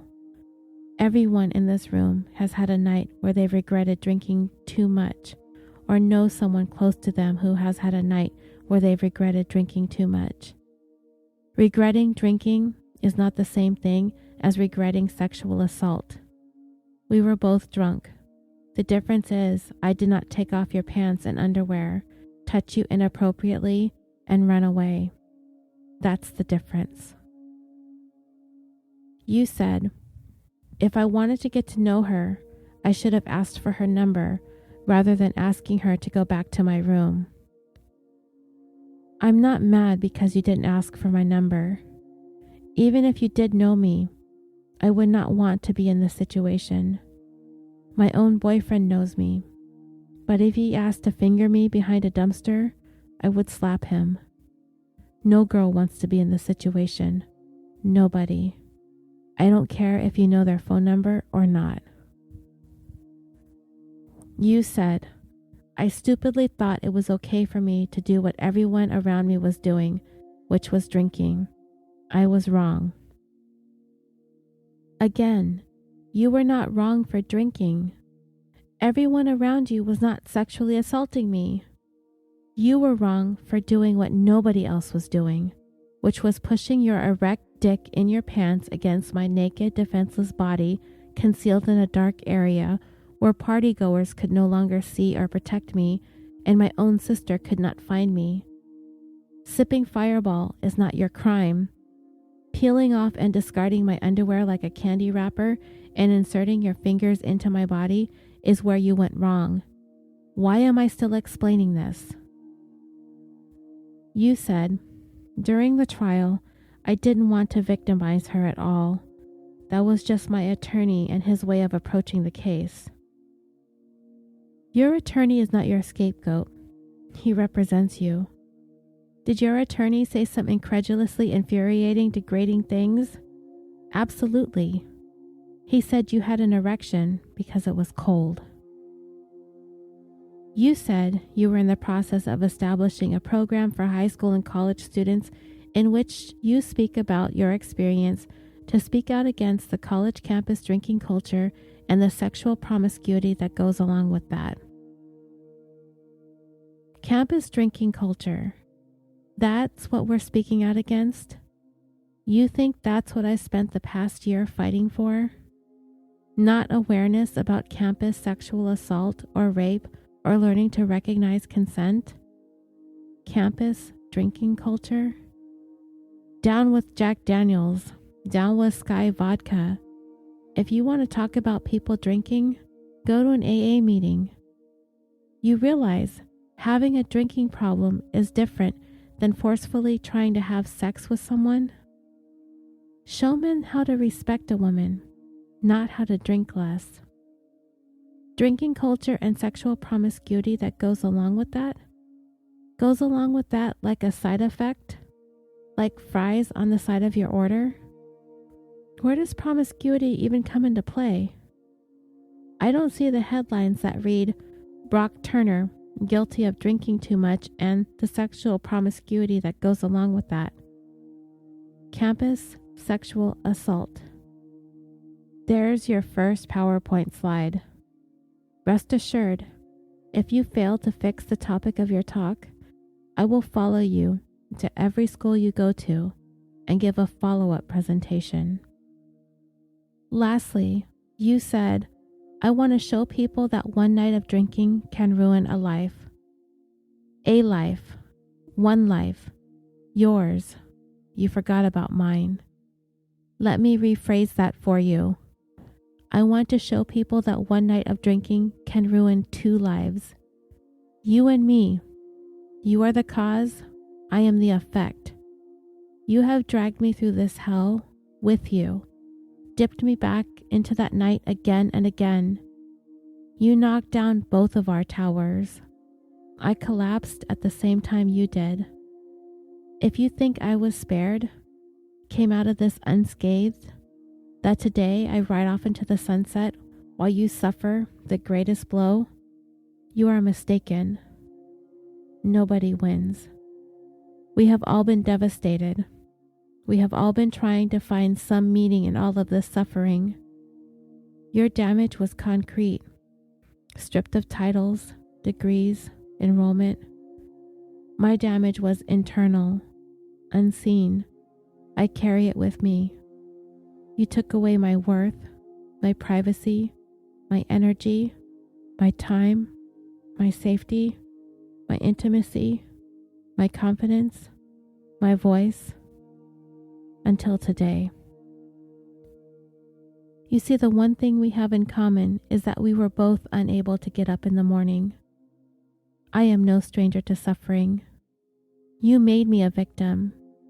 In the newspapers, my name was, quote, unconscious intoxicated woman, unquote. 10 syllables, and nothing more than that. For a while, I believed that that was all I was. I had to force myself to relearn my real name, my identity, to relearn that this is not all that I am. I'm not just some drunk victim at a frat party found behind a dumpster, while you are the all-American swimmer at a top university, innocent until proven guilty, with so much at stake. I am a human being who has been irreversibly hurt. My life has been put on hold for over a year, waiting to figure out if I was worth something. My independence, natural joy, gentleness, and steady lifestyle I had been enjoying became distorted beyond recognition. I became closed off, angry, self-depreciating, tired, irritable, empty. The isolation at times was unbearable. You cannot give me back the life I had before that night. While you worry about your shattered reputation, I refrigerated spoons every night so that when I woke up and my eyes were so puffy from crying, I would hold the spoons to my eyes to lessen the swelling so that I could see. I showed up an hour late to work every morning, excused myself to cry in the stairwells. I can tell you all the best places in that building to cry where no one can hear you. The pain became so bad that I had to explain the private details to my boss to let her know why I was leaving. I needed time because continuing day to day was not possible. I used my savings to go as far away as I could possibly be. I did not return to full-time work as I knew I'd have to take weeks off in the future for the hearing and the trial that were constantly being rescheduled. My life was put on hold for over a year, and my structure had collapsed. I can't sleep alone at night without having a light on, like a 5-year-old, because I have nightmares of being touched where I cannot wake up.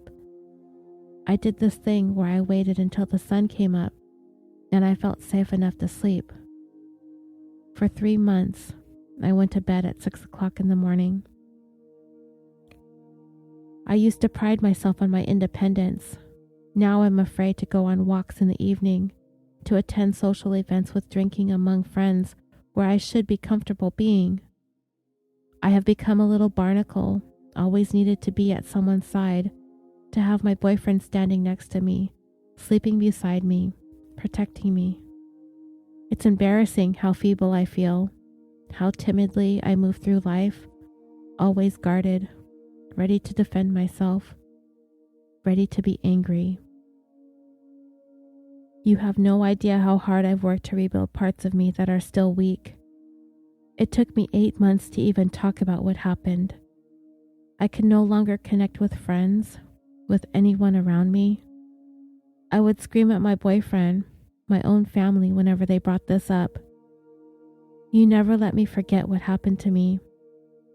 At the end of the hearing, the trial, I was too tired to speak. I would leave drained, silent.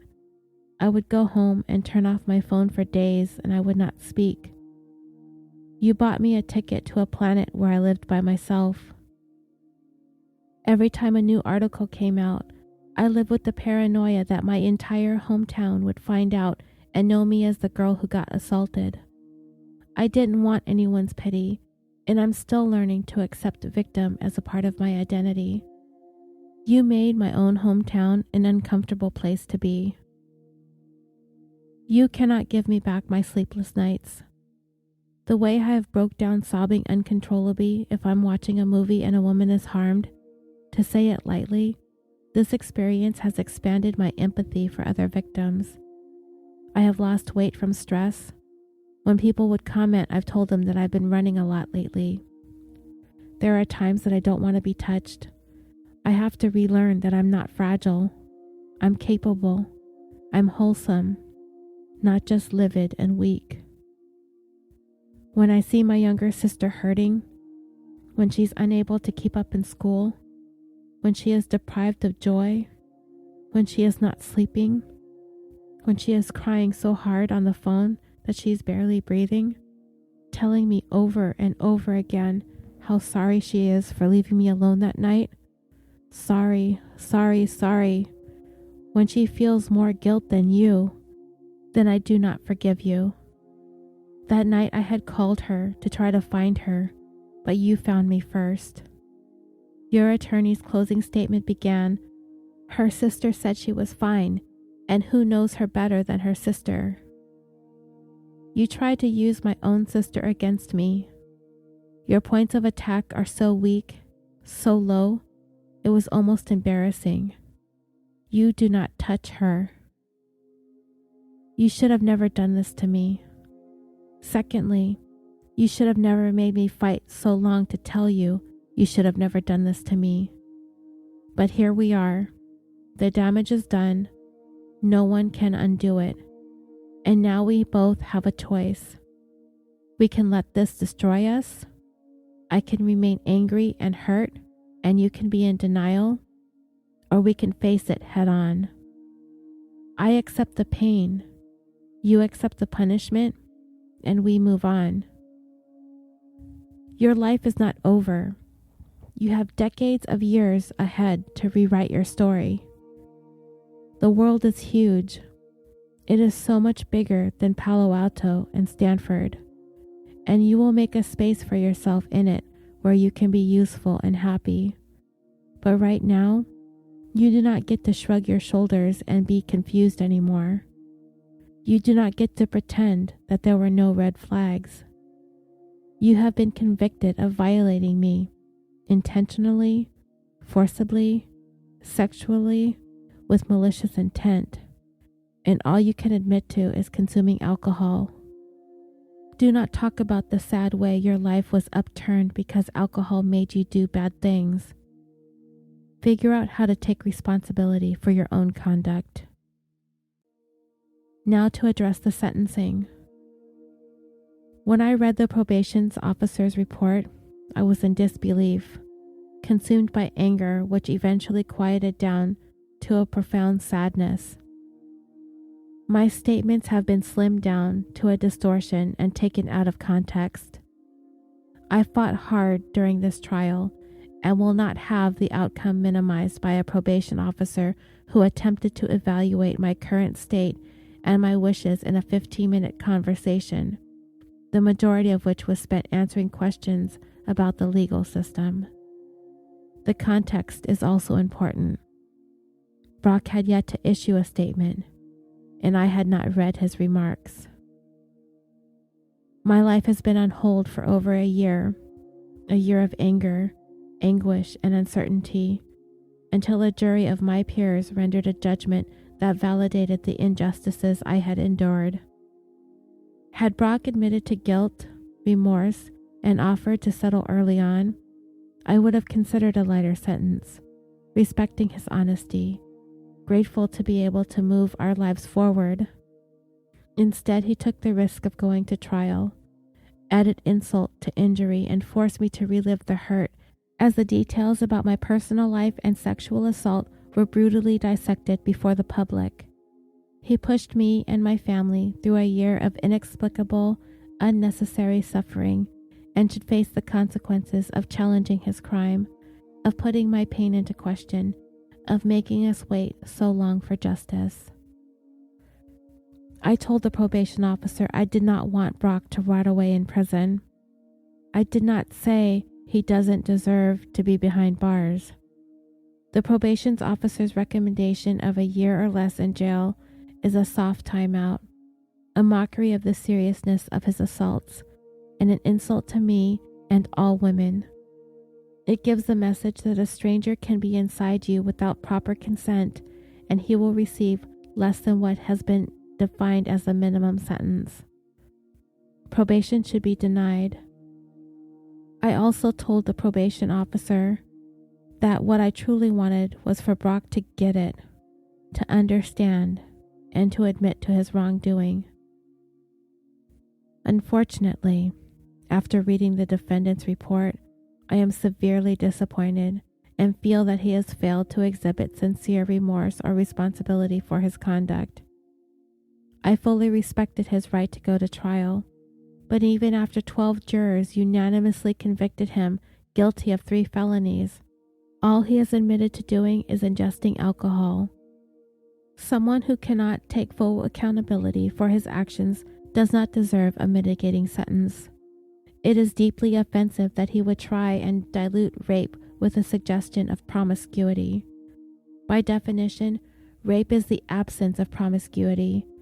Rape is the absence of consent, and it perturbs me deeply that he cannot even see that distinction. The probation officer factored in that the defendant is youthful and has no prior convictions. In my opinion, he is old enough to know that what he did was wrong. When you are 18 in this country, you can go to war. When you are 19, you are old enough to pay the consequences for attempting to rape someone. He is young, but he is old enough to know better. As this is the first offense, I can see where leniency would beckon. On the other hand, as a society, we cannot forgive someone's first sexual assault or digital rape. It doesn't make sense. The seriousness of rape has to be communicated clearly. We should not create a culture that suggests we learn that rape is wrong through trial and error. The consequences of sexual assault needs to be severe enough that people feel enough fear to exercise good judgment, even if they're drunk, severe enough to be preventative. The probation officer weighed the fact that he has surrendered a hard-earned swimming scholarship. How fast Brock swims does not lessen the severity of what happened to me and should not lessen the severity of his punishment. If a first-time offender from an underprivileged background was accused of 3 felonies and displayed no accountability for his actions other than drinking, what would his sentence be? The fact that Brock was an athlete at a private university should not be seen as an entitlement to leniency, but as an opportunity to send a message that sexual assault is against the law, regardless of social class. The probation officer has stated that this case, when compared to other crimes of a similar nature, may be considered less serious due to the defendant's level of intoxication. It felt serious. That's all I'm gonna say. What has he done to demonstrate that he deserves a break? He has only apologized for drinking and has yet to define what he has done to me as a sexual assault. He has re-victimized me continually and relentlessly. He has been found guilty of 3 serious felonies and it's time for him to accept the consequences of his actions. He will not be quietly excused. He is a lifetime sex registrant. That doesn't expire. Just like what he did to me doesn't expire. Doesn't just go away after a set number of years. It stays with me. It's part of my identity. It has forever changed the way I carry myself, the way I live the rest of my life. To conclude, I want to say thank you. To everyone from the intern who made me oatmeal when I woke up in the hospital that morning, to the deputy who waited beside me, to the nurses who calmed me, to the detective who listened to me and never judged me, to my advocates who stood unwaveringly beside me, to my therapist who taught me to find courage in vulnerability, to my boss for being kind and understanding, to my incredible parents who teach me how to turn pain into strength, to my grandma who snuck chocolate into the courtroom throughout this to give to me, my friends who remind me how to be happy, to my boyfriend who is patient and loving, to my unconquerable sister who is the other half of my heart, to a.k.a. my idol who fought tirelessly and never doubted me. Thank you to everyone involved in the trial for their time and attention.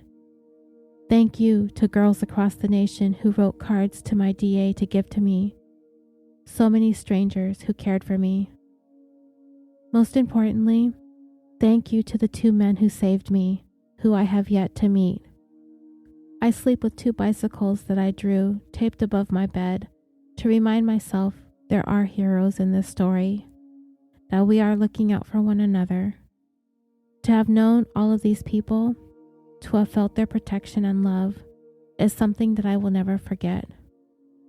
And finally, to girls everywhere, I am with you. On nights when you feel alone, I am with you. When people doubt you or dismiss you, I am with you. I fought every day for you, so never stop fighting. I believe you.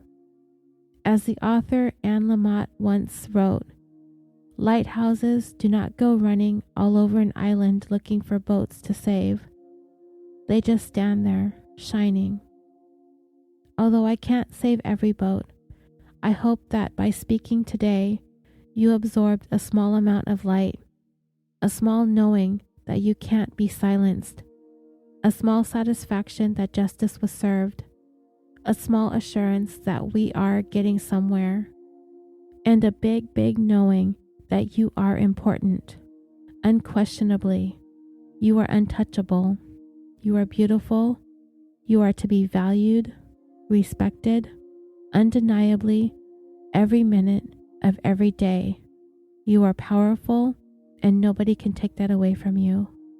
To girls everywhere, I am with you. Thank you.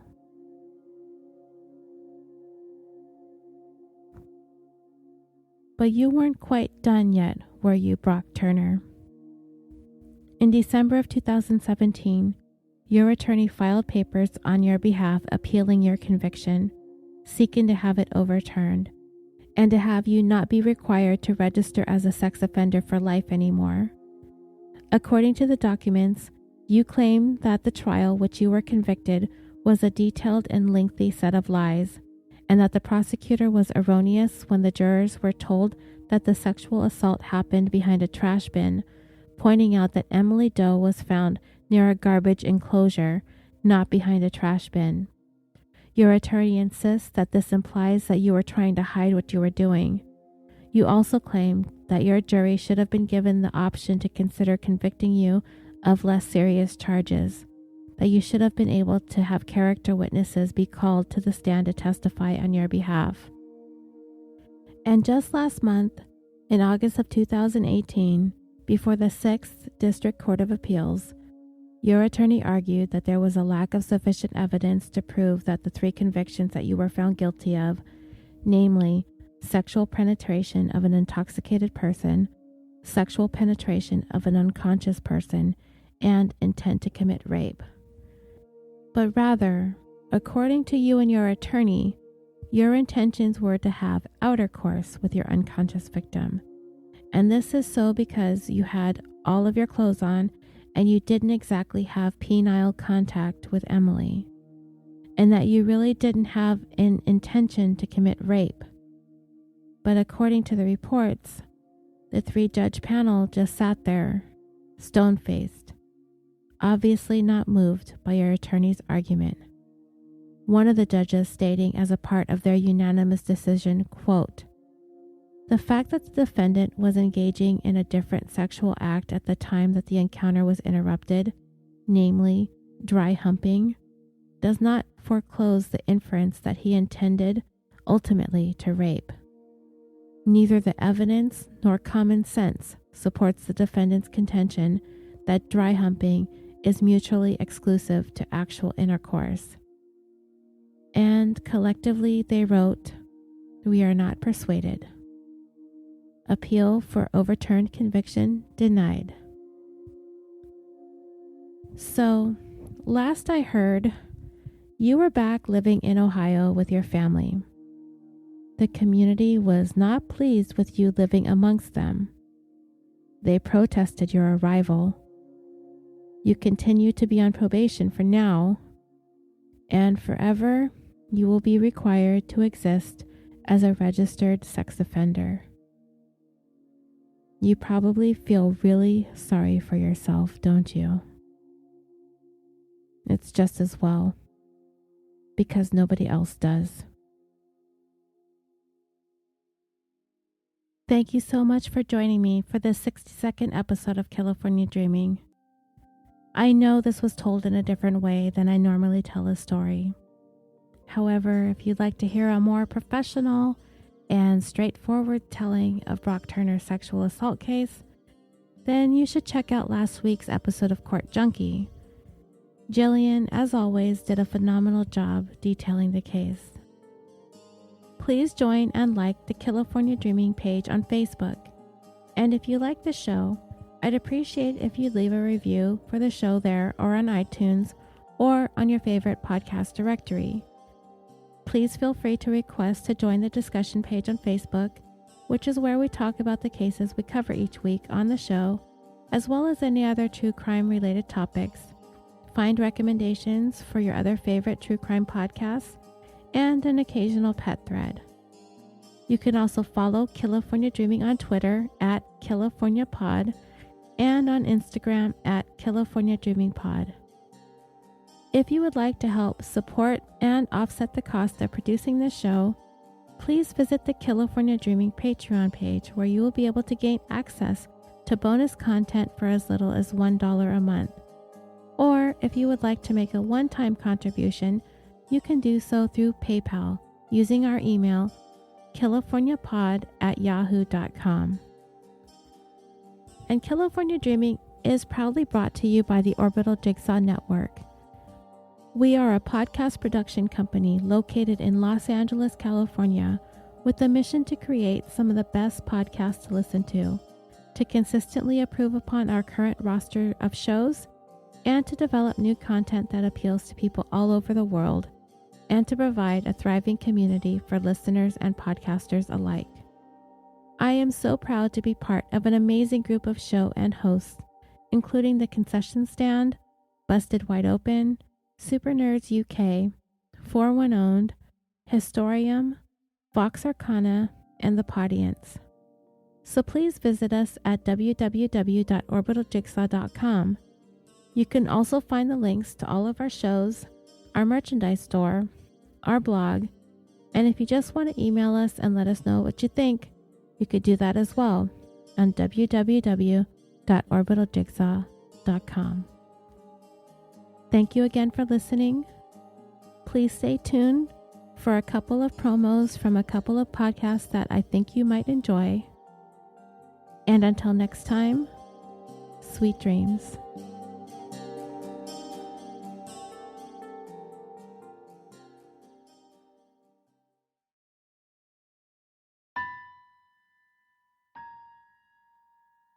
Hi, I'm Christy, one of the hosts of Heartland Homicide, a true crime podcast.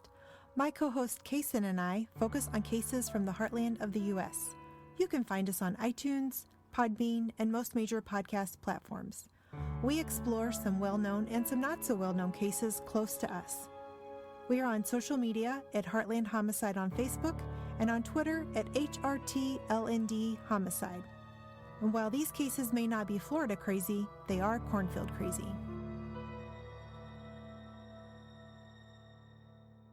What podcast brings you true stories of exceptionally smart and insanely dumb crimes every week? Dumb and Busted, obviously. But Hannah, where is your one-stop shop if you want to hear about a killer nurse, a pervy arsonist, or a group of hella old dudes breaking into a vault? Dumb and Busted. Allison, come on, seriously? We host the show together. Okay, last question. Where can I go if I need to hear the number one song of 1999, I Want It That Way? What? The Backstreet Boys album Millennium? How did we even get on this tangent? Oh, okay. Sorry for being the only one who's ever fallen victim to their tight harmonies and timeless songs. Anyway, please listen and subscribe to Dumb and Busted on iTunes, SoundCloud, Stitcher, Google Play, or anywhere you get your podcasts. Crime you later!